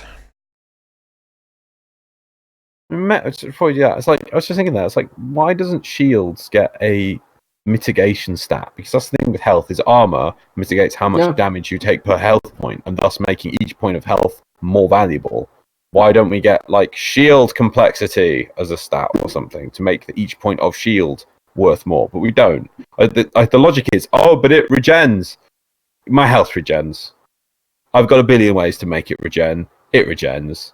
So that's just not. It's an old. It's because the game we didn't have these years ago, and that's the problem. Anyway, this reply. Sorry. Warframes in general have way too little health/shield compared to the damage they receive. I feel that way sometimes, but I think that's entirely based on your build and what level the enemies are. No, I would agree with that. See, I like to stack shields, and I feel this way sometimes, definitely. But I bet the people who stack health and armor, which is actually the way to play, probably don't feel that way. So I think, as you say, it's very build, right? Yeah, it's very build. Like, if I don't think frames like Mag or Nova are arbitration material, but frames like Oberon and Nyros. Oh god, what's the name? Nidus. No. Limbo, though, high survivability frames, I think they're perfectly suited for arbitration. So, yeah, I think having niches for frames is fine like that. Yeah. So that's just in general. Next one is, as it currently stands, health is greater than shields pretty much every time. Getting that fixed up would make a lot more Warframes and gameplay style more relevant. The last one again. As it currently stands, health are greater than shields pretty much every time. Getting that fixed up would make a lot more Warframes and gameplay styles more relevant. Yeah, but I think it would also have to change already established gameplay styles as well. Maybe. Well, I mean, it's like what I was saying with the Oberon and things. Like, I don't. Like, if we were to change it so that energy capacity... I think, no, if it was I completely agree, sorry. I always see, when reading these changes, I always imagine them to be extra mods, and you're indicating a baseline change, and I can understand that, baseline change would be, So, what this big reply says, have this on the discussion. The main reason why shields don't work in high-level content is because virtually any single instance of damage at that stage is strong enough to obliterate them in one go. Thus, increasing their recharge would be unlikely to solve this problem, as shields would still get bursted down just as quickly, and unless they were to recover instantly, the player would be likely to die quickly after that if shields are their main defense. Yeah, that's literally what I was saying with the arbitration thing. Maybe a solution is we add another mod to the game, which is maybe shield complexity. And what it can do is put a cap at each point of damage taken. So it's sort of like, oh god, how the bosses deal with the damage they receive. So when you're peppering the bosses with bullets, they don't take the full amount of damage. Do you know what I'm saying? Damage capping. Yeah. But for shields. It's to stop you just walking up to a boss and making it explode in mathematics. Yeah, so instead of damage reduction, which is the total number minus the value, it's damage capping, so it can't go beyond that value. What's the name of the mod that is adaptation? It's adaptation. Yeah. Does that affect health and shields? Yes. Yes, it does. It does. Loz does. No, I'm going to just look it up. Do you want the last reply? Mm-hmm. Oh, no, sorry, it's two. Simply making it so damage can't go through shields would help. It doesn't matter if you have 1,000,000 points of shields if a damage type ignores it. If something just ignored armor, we wouldn't bother with corrosive. But if something just ignored armor, we wouldn't bother with corrosive. But we bother with corrosive because it ignores armor. No, it removes armor. No, it removes armor. Sorry. Oh, So I added the word projection onto the end of that. As you should. I should. That's what you mean to the damage type corrosive. Sorry, yes, I get you. Yeah, it's unfair. It's just unfair towards shields. It applies against shields. And the last reply is, so I agree that the whole shield system could use a bit of a rework. Starting maybe with doubling the base shields. But even then, I would rather build around health armor than shields. For some frame/builds, shields are even counterproductive. But this is another story. Yeah, so it's like, how do you address all this stuff? So the card... Mods. I think mods. Yeah, so the card that I'm thinking of asking is, how should shields be improved? So energy capacity to shield capacity, which is what Lewis has proposed. Extra mods, which is what you've proposed. And maybe damage capping. But then I'm worried that people are just going to say damage capping. But you would need a mod to improve it. Isn't damage capping too similar to just like damage reduction? Mm-mm. Similar, yes. I wouldn't say too similar, because the idea is that, say you've got a damage cap of like 90%. So that means that like 90% of your shields is like the most one packet of damage can be. So say you've got like 700, the numbers are all off.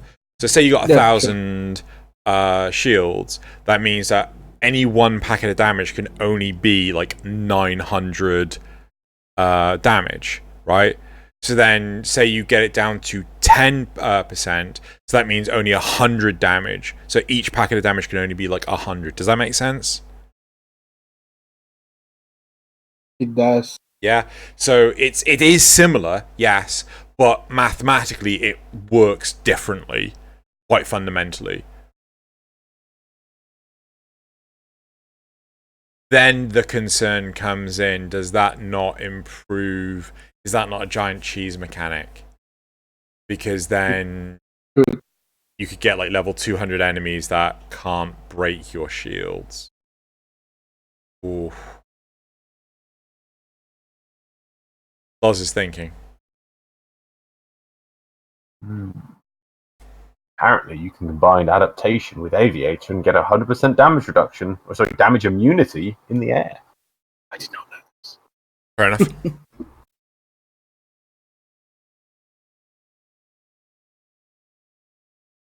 Now I missed super jump. Okay. Right. So, was that the last of the replies? So, yes, that was the last reply. Okay. I'm gonna put in the card, how should shields be improved, and I'll work... I'm now against damage capping because I think that can be abused too easily. And we'll work out what the possible responses are. Ah, crap. Busted it. Cool. Then we'll move on to the next topic. Right. That one.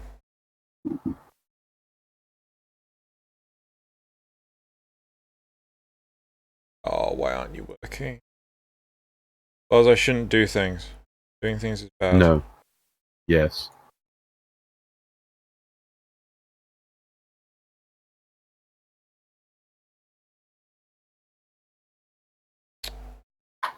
Broke it, Loz. I generally do. No, I said I broke it. I mean, Generally do. you want to take the blame for it, you can go for it. Right. So, Yeah. topic 3.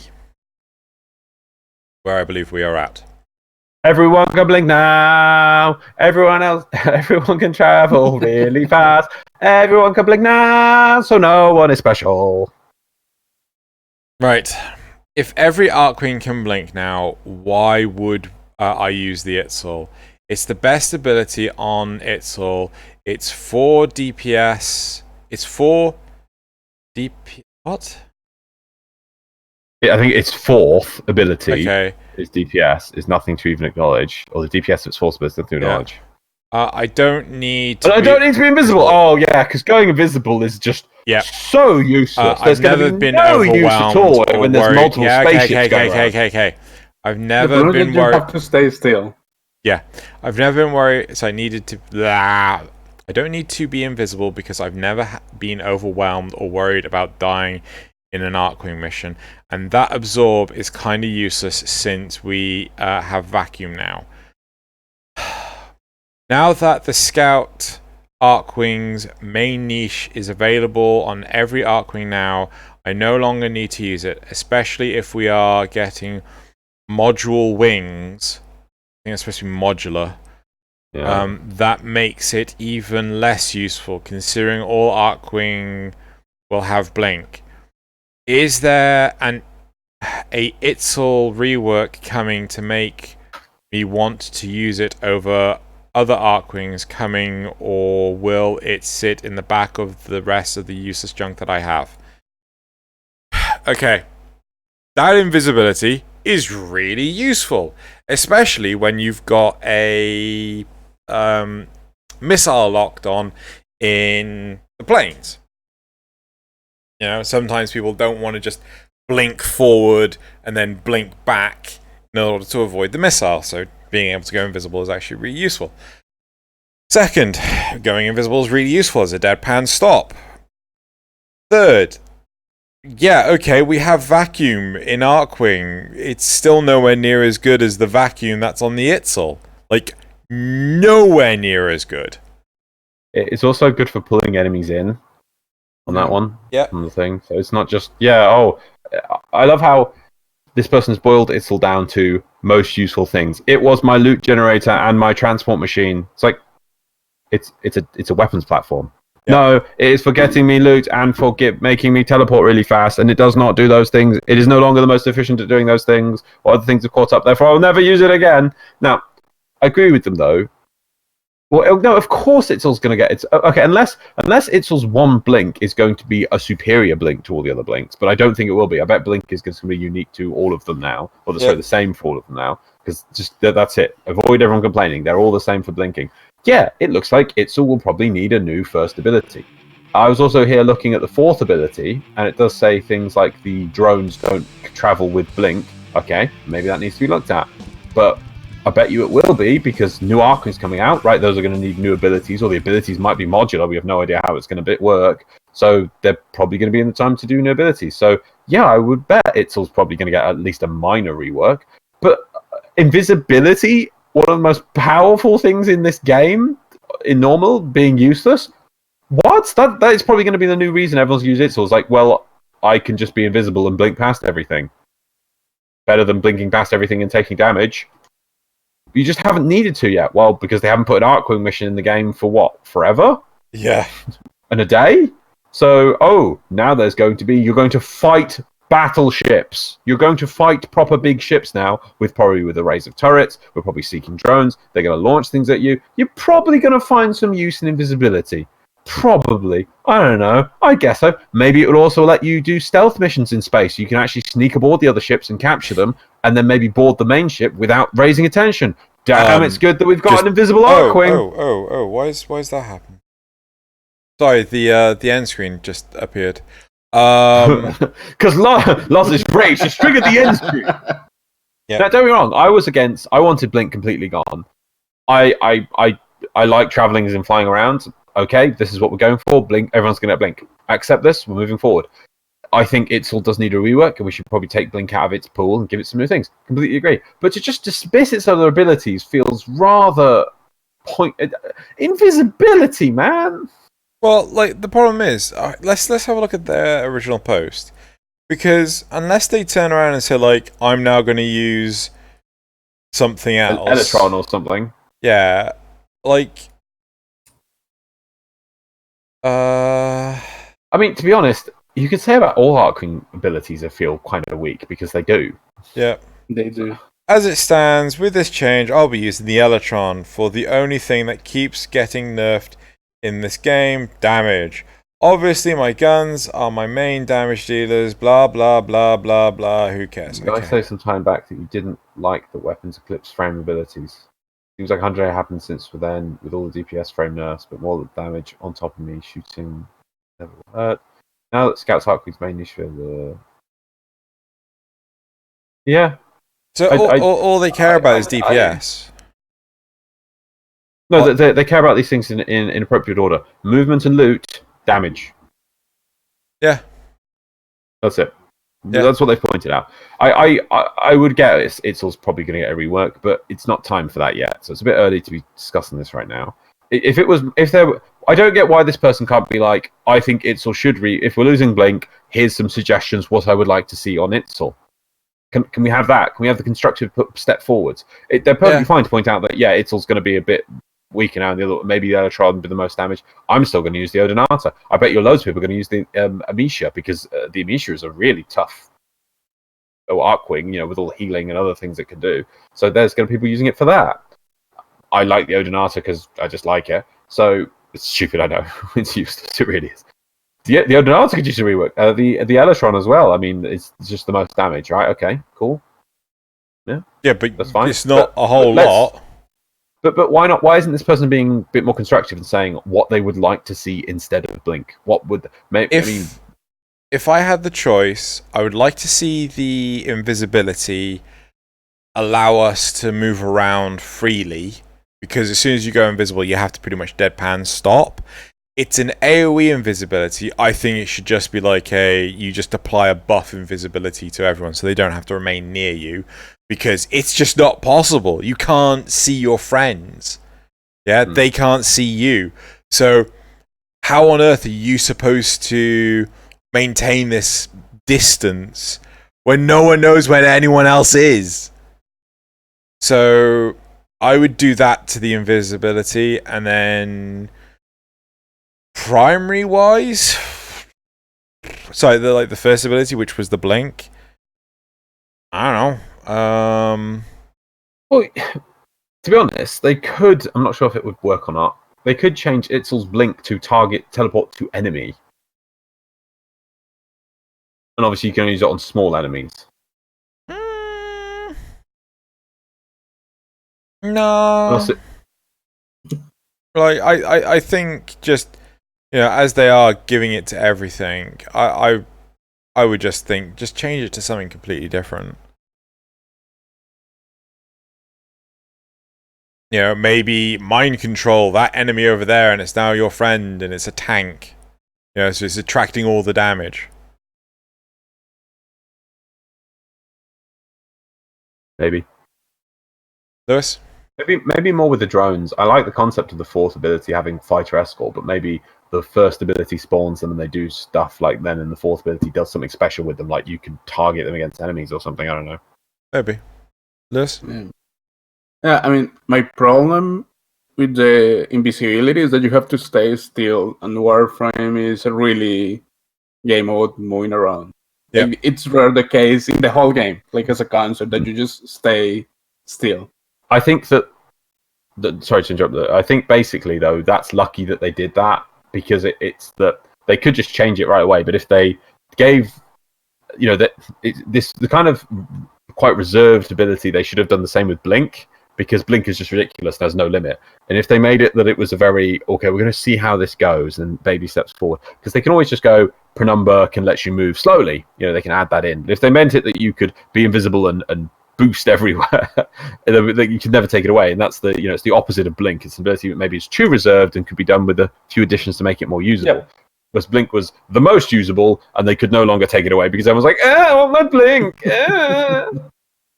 Moving is hard and boring. Did people really complain that much about removing Blink? Oh god, yeah. Really? I'm not aware of this. Oh god, that's so. I think I put a topic on Reddit about it, and people were just like, no. There was some of the examples. Movement is boring. Oh, they've got to replace it with something. What? The whole game is about movement. Yeah, but because I'm moving between A and B, DE need to do something to make it more interesting, because I have to lose 7 seconds moving without Blink, and if I blink, I can do it in 2. Thus, the get movement in this game requires me to have Blink, and I cannot lose my Blink. It's just like. Pretty sure I was right in the responses you were going to get. Yes, you were. Loz was like, no, there's going to be a variety of what people are going to say. There's going to be a variety of plus nope. people and everything. No, everyone's going to be negative. It's going to be awful. Yep, everyone's negative. It was awful. Yep. That's really surprising to me. I like if they took it away from me, it's like, sure, take it away. I don't care. No. I use it, but like, It seemed I've been the same as you, Lewis, but it seemed to other people it was fundamental to their gameplay, and if they lost the ability to get on an Arcwing and teleport even on the plains in Fortuna, they were just going to die and quit the game. Drop the game completely. Yep, that's it. Yep. Okay. I don't think we're going to get Arkwings in the Plains of Deviri because we don't seem to have our Warframes in the Plains of Deviri. No, they ain't gonna make that mistake again. Yeah, and then no blinking. Once. Yeah, ride your damn horsey. You wanted a mount. Yeah. Oh, don't worry. I'm already preempting people saying, "Why can't my horse blink?" Probably. Oh, Plains of Deviri is the worst. It's so rubbish. Why can't I quit my Arkwing? My horse is not blink. Oh my god, you're just trying to make us do the horse meta. Well, give us the Arkwing. Arkwings are better. You already made something that's better moving than a spinning horse. Let me have my Arkwing. Let me blink. I'm not bitter. I remember, I think it was just after Fortuna came out, and we asked the card, are people going to use K-Drive or are they going to use Arkwing? And everyone was like, oh, I'll use K-Drive because it's cool and fashionable. And then, I don't know how many months later, probably 6 months later, we asked the same question again. And everyone was like, oh no, use Arkwing because, fucking blink. And it's true. Yeah, no, I agree. I like it. That was a big oversight. K-Drive, it's a cool concept, but it's just. I honestly would say they should get rid of Arkwings off of Plains and Fortuna. Maybe, yeah. If I have the K-Drive just sitting there because I'm never gonna use them. I haven't ranked them up. It's just. Yeah. Oh, they also need to improve K-Drives, and Drew's been saying about this. Why can't I mine? Why can't I scan? Why can't I shoot from my K-Drive? They need to do that. It was stupid. They were like, oh, there'll be no combat from K-Drive. That was so foolish of them because they needed to add that in. That doesn't bother me that much. The combat, I don't care. But the utility of, fishing and mining and scanning things, for sure. Yeah. The combat, okay, sure, fine. Fine, yeah, okay. Yeah. I can give you that. That'd be a fair compromise. Yeah, definitely. Definitely, it needs to give the utility things. It's stupid. It is. It is it's and it's not that fun to level up the damn K drives. I've tried a couple of times and it's just kill me. It's just. Where's the K-Drive content? Where was it Christmas? Where was the K-Drive event? Where was the seasonal K-Drive racing or plot story thing? And where's the K-Drive leaderboards and arenas and races? The leaderboards are there now, on the race star points things. I don't know. Is there? I think so. Does it reward anything? I don't think so. I'm not sure. I did one race once and it was All they'd have to do is if they did K-Drive seasons, let's say 3 months, and then they did special promotional K-Drive pictures on the bottom for the winners and things, people would go mental for those. People love the pictures. They've got no reason to use them, but they just don't want to do that. Yeah, they shoot themselves on the foot with their win thing. Just same with Conclave. It's exactly the same thing. They put a concept in which is half finished, needs a repeating sort of the same as Nightwave, repeats. Put that in for Conclave. Put that in for K-Drive racing. There we go. But no. But back to Itzel. We're on Itzel, not K-Drive. Okay, should we go to the replies? Yeah. Okay. Itzel is still faster. Base speed on Electron is 0.9, while Itzel is 1.2. The fastest base movement speed of all Arkwings. Hyperion Thrusters further compounds this issue. It may only be seconds shaved off, but it's something. But you can blink. That's all people give a shit about is a fucking teleport by the movement, and that's it. Movement, yeah. I love it. That's the thing. It should be a weapons platform, but they seem to be so meager with the abilities that they're just movement tools, and I don't get why they don't buff the abilities. The same with Odinata. It's just well, you can put up a funny shield. Yeah, but I just get homing missile to the back. Buff it, maybe? I think part of the problem is that the enemy combat doesn't exist to a capacity where it can shoot up. And as such, well, basically, the enemies on the ground can't look up to shoot you. Right? Oh, sorry, I was thinking in space, not in ground. I know, but like, people don't like Space Wing at all. So I think the best point to address it is in Skywing. And if the enemies can shoot up at you, right, you have a reason to shoot down at them. But as it stands now, they can't shoot up at you. So what do?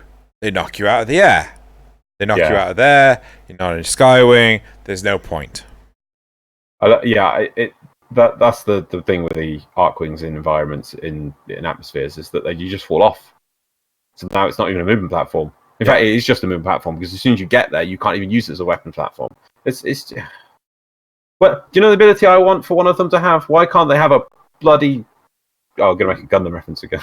I want a strike console pop up, and I can aim around like Ash and target everything and fire missiles out. Instead, there's the missile ability on, for instance, the Odinata. You just shoot it, and it fires off missiles somewhere. Missiles. The abilities just don't have any feel to them. Anyway, let's go to the next one. I do with my Wisp. I get around faster than bullet jumping. Passive 1.2 with 102% faster run equals those assets moving faster. Those assets moving faster with better control than bullet jumping and especially barrel rolling. That being said, you're comparing an infinitely spammable means versus something that takes energy per cast. No confirmation blink won't cost energy per use. And after you're out, well, you're relying on movement speed, aren't you? Apart from energy pieces. And Loki's faster than Wisp. Yeah. And Nova. Yeah. And some of the Predator blinks are way faster. And have more range. There's a race between Loki and Wisp. Wisp overtakes Loki. Loki switch teleports. Loki's now in the lead. Yeah, it's true. Next slide. Well, there are two possibilities for Insult. One, they give it a new first ability. Yes, this is what they should do. Well, they'll have to. There's no way that they can't. And rework it. Or two, they keep its blink ability but make it travel far further, minimum twice as far, than the blink that all other Arcwings get, so it'll still be the quickest Arcwing. No, then people won't use anything but Insult still. The same problem. I really hope that Scott just goes, right, they all get blink, it's all the same. That's it. I'm not touching it again. It's the same. Shut up. I really think he should have just no, they need to have blink removed. Yeah, I really wish Scott just got on that. Yeah. It just feels maybe if we're getting it to all Arcwings, can we please have the animation improved as well? I just think it looks so awful going. That's the sound effect it makes. Oh yeah, look, I'm just over here now. Oh, this is exciting. Oh, better go over there now. I wonder how many people actually use that for the ringtone now. I hate that sound. I just hate even the blinks. I hate it. It's such a immersion breaking ability. Yep. Unlike Nova's teleport thing, where you go, whoom, you're going through a portal, you end up there. It's just like, because you can just mash it. It's like so jittery, like. Yeah. Yeah. I hate it. There's so many things I hate about Blink. It's just awful. Next one. Oh, sorry, there's two left. At least wait until they reveal the new ability before judging. The Pull and Invis remain very solid utility abilities, in my opinion. The Ultimate needs some improvements, though. Yeah, no, I completely agree with that one. Yeah, we'll have to wait and see. And then also see what the new combo ones do. I mean, because to be honest, they haven't put that many things on Arcwings as it is. What, we've got 4? So are they just going to chop and choose those ones, or actually come up with brand new powerful abilities for the new ones? And I bet they're gonna do some minor rework on a lot of them for the new railjack thing. It's due. I would really hope so that with that they touch up in some of them and their abilities and health and stuff like that. Yeah, nothing major, but just give them some love. Yeah. And the last reply is, I'm already happy they did it. I just hope they unnerf the other Arcwings in the open areas and make them as viable as Itzel is. I mean, Amisha doesn't come with the boon. I mean, an Amisha that doesn't come with the boons it has in space is still pretty much dead weight. Or an Elytron that basically doesn't even tickle enemies and has more variety as far as abilities go. Do they do low damage with their abilities as well to ground targets? Yeah, I mean, the thing is that the mods never got put into Warframe, into Arcwing. Why am I... yeah, it's... Crud, what am I saying? The mods were never put into Arcwing to scale them up to the point that Warframes can do damage. Yeah, it's like Warframe abilities can do crazy amounts of damage. Arcwings cannot, right? You are much better off with your pea shooter of a primary gun than like your biggest Arcwing gun, right? Fully modded out and whatever on the Arcwing gun, like the pea shooter gun will still do better because it has higher damage numbers, because Arcwing never got out of its infancy to actually deal with high level enemies. Yeah. So that is the issue. So but I always saw Arcwing as basically they re-released the original Warframe, where there's only a couple of mission tiles and very few mods. And then, although Warframe, they learned all these things and expanded the game, Arcwing, they just left as this initial because everyone release. hated it. Yeah. I don't get why they didn't put one... Why wasn't there one hero who sat in the corner and did some development on it?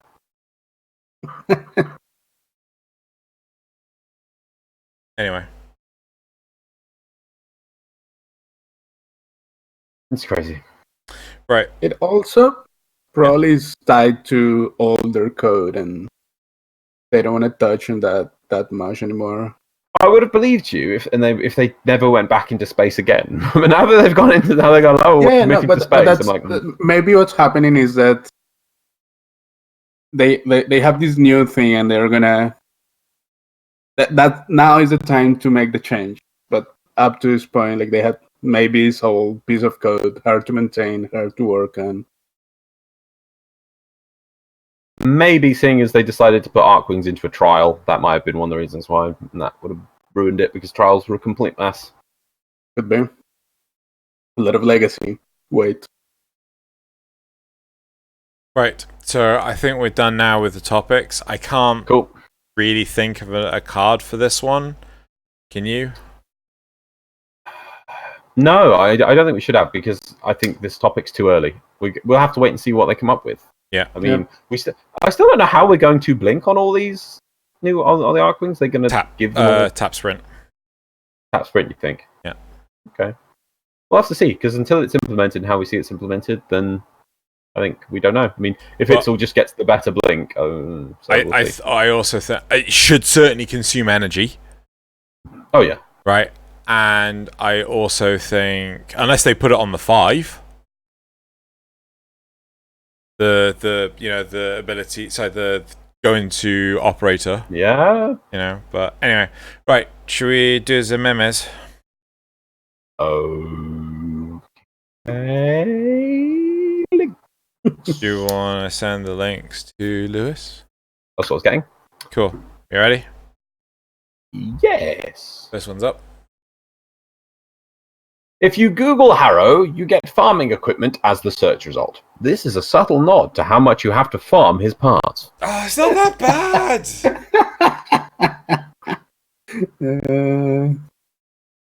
Yep. Well, that's what they say. People clearly don't like it. It's annoying, but it's not that bad. It's really not that bad. I love the first reply on it. Is farming just a Warframe reference? Yeah. Yes. Oh. Right. Number 2. This incursion in a nutshell. The guy who knows how to do the new spy missions on Jupiter, me watching him complete it. I've been waiting for a good one of these memes to come up. It's being used a lot. So yeah, we've got the endgame meme there. Mm-hmm. Number 3. Oh, this again is a meme which is going around a lot for a lot of games at the moment. I don't feel it's particularly Warframe based, but it seems to be because the game that is the third and fourth slot. I've seen lots of people say different things like Final Fantasy 14, World of Warcraft, loads of things like that. So there's like there's a Warframe one. Let's use it. So oh boy, Night and Extract Alert. This game will give you an adventure, and this game will give you a challenge. What about that game? When you play that game, days will blur together. Regular meals are a thing of the past. Friends will become concerned. And the whole time, you'll be unsure if you're even having fun. I know that's me in the fourth one. And then, yes, they choose Warframe. A little harsh. Next one. Okay. Next. Oh, I love this one. This is the fourth one. Titania Quest be like, no one. Absolutely no one. Absolutely fucking no one. Warframe. Okay, hear me out. You need moss from an asteroid to make a ninja space ninja with fairy pixie powers.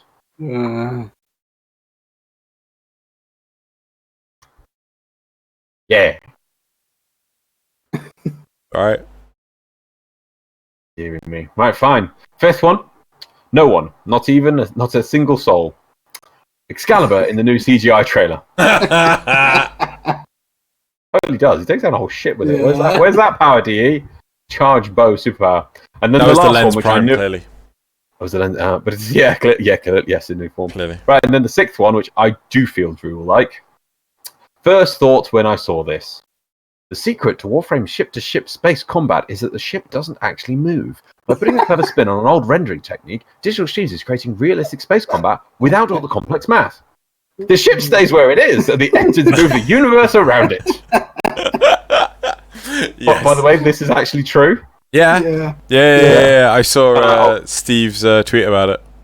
And this is what I found a PC Game article explaining it as well. I'll put it at the bottom so that everyone can have it in the description. It has the tweet with diagram in the PC Game. Please tell me it so has that image as well. What, that meme? Yeah. No, that's from Meme Frame Reddit. No, I'd be impressed if it did, but PC Gamer tries to be professional. They try. Anyway. It's true, yeah. It's really clever, though. So basically, there's just a hidden map. Well, the railjack is just a hidden area off the side of the map, outside the skybox, I assume. Yeah. And you just teleport in and out of that area. So it appears, and then the what you see outside the railjack is copied from the railjack object. Yes. Yeah. That's really interesting, and it's like really clever way of doing it. Yeah. I actually messaged Steve and actually asked, could we see that sort of thing implemented with the Void Sabotage portals?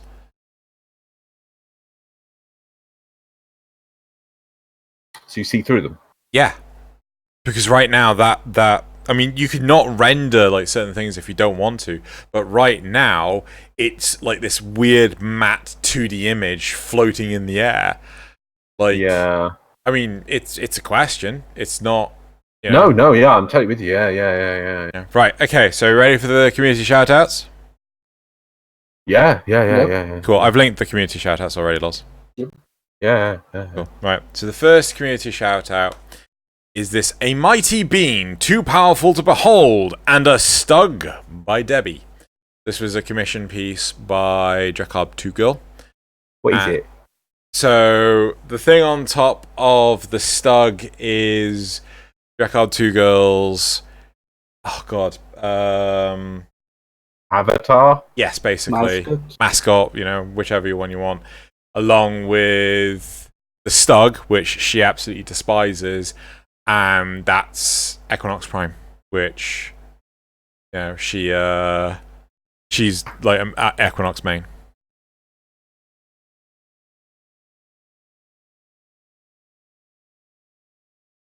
Yeah. Loz, take me over there. I wish to hit them. This is how I shoot all my guns. Yeah.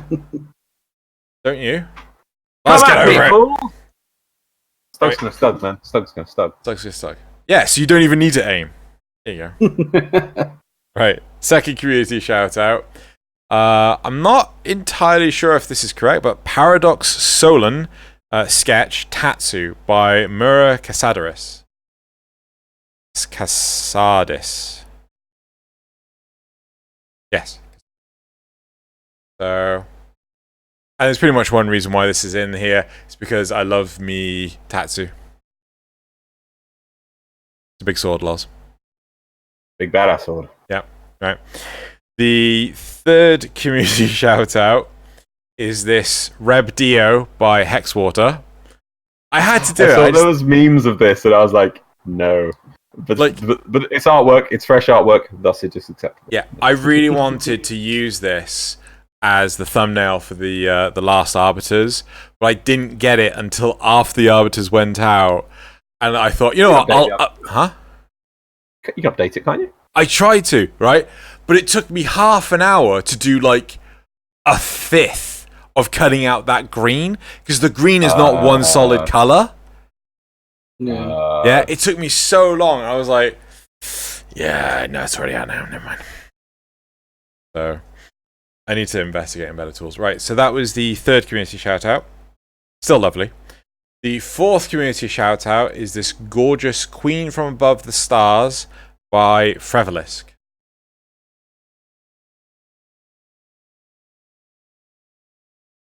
Loz is like, nah, still kill her. That was really sweet. Yeah. Loz is What? like, I would I'd Arya Stark this up. What? She's killed the operator. What are you talking about? They're in space. You don't even have a helmet on. I don't really enjoy hugging dead corpses, but apparently. Right. The fifth community shout out is this. I mean, you can see the death in her eyes. You can. Okay, moving on. This You fifth, know what she did. the fifth community shout out is this Natar Lotus by Debbie again, and I thought this was gorgeous. It's her adaptation of Tar/Lotus. I love the claw-like fingers. I love the lotus flower itself. I genuinely enjoy all of this. I probably would have gone with a different hair color so it didn't blend in with the flesh as much, but still gorgeous. Maybe I would have said the background so that the hair is more prominent because it blends in with the background a bit as well. Maybe. It has a Amazing. magic feel to it. Yes. Yeah. Still Like gorgeous. Yeah. Where are we? 6? The sixth community shout out is this Grendel and Gauss. I'm calling it Gauss. It's pronounced Gauss. By Afterburner. Kind of wish this wasn't like. I don't know if they did a shaded version of this, but still. Can't wait for me, Grendel. I don't know if Loz is looking for a shaded version. I decided to Google it, and apparently the Google says the British pronunciation is Gauss. Yes, there you go. I said so. Yeah. I'm still saying Gauss, though. It just sounds. Fuck you. Oh no, I will say I'm doing it incorrectly. I happily will agree I'm saying it incorrectly, but I'll choose that. But you are saying it correctly. Yeah. The image is lovely. Yeah. I like it's flat and simple. I don't mean it in a bad way, but I just like the nice picture. But it's a Dark Souls reference, so I hate it. Is it a Dark Souls reference?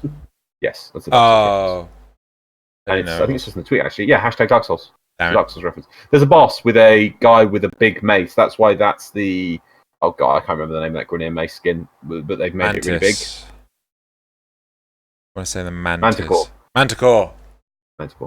And that's why it's really big in his hands. As in bigger than his body, because it's a reference to a Dark Souls boss. And like, I don't hate Dark Souls. I'm just not a big.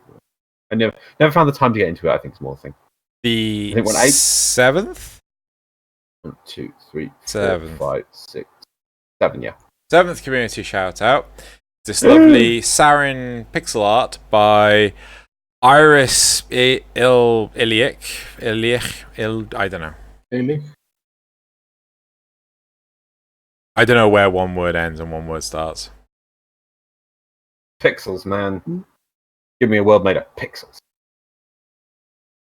I've actually been watching Gravity Falls again, and I recently hit the episode where it's got the pixel art fighter going around. Love me pixel art. So good. Right. The next artwork.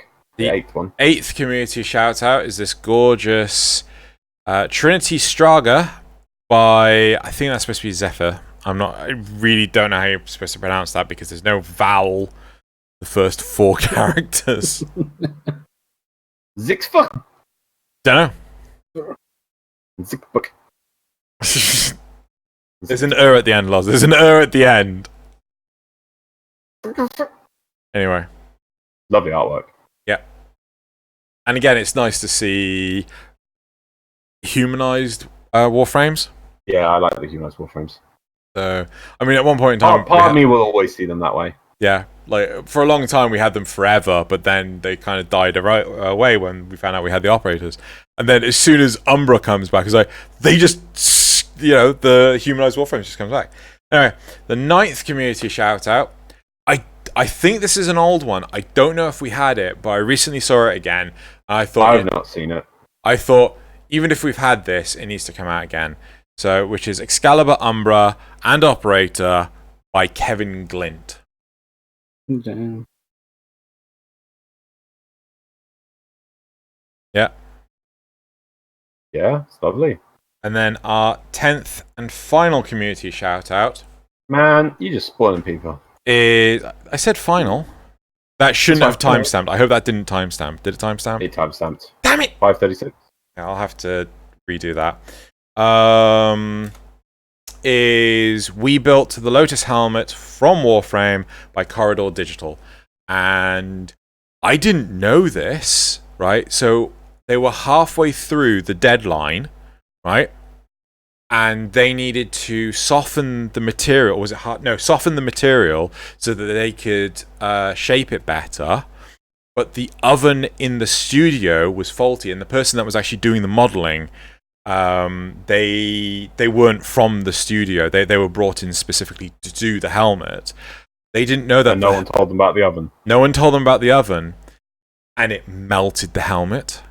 The whole thing. The whole thing. There was maybe, I don't know, a quarter of it left in shape. The rest of it was just flat out melted, and everyone had to sort of like leave the studio because it was just, so I think she set it in there for 10 minutes on a low heat to soften it ever so slightly, but instead the oven just went full heat and melted it within 2 minutes. Yeah, so they then had to, I'm not going to tell you how it ends. Go check it out for yourself. It was a very interesting video to watch. But they build the helmet. They do build the helmet, but how they build the helmet? With stuff. Do they? Right, so, that's it for the community shout-outs. Okay. And now we're getting on to the end. finish off. Lewis, are you ready? Are you a film buff? Not really. No one ever is. I don't have time to watch that many films, sadly. Fair enough.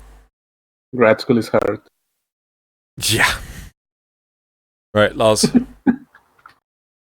Hit us with Okay. it. Oh, let's change one more word. That's better. It's an easy one. I know you'll get it right away. I know of your past fondness for the Fortuna Veritual kit guns, but I can wholeheartedly endorse the new breed of Grineers. I know what this is. Stubber, .34 and .26.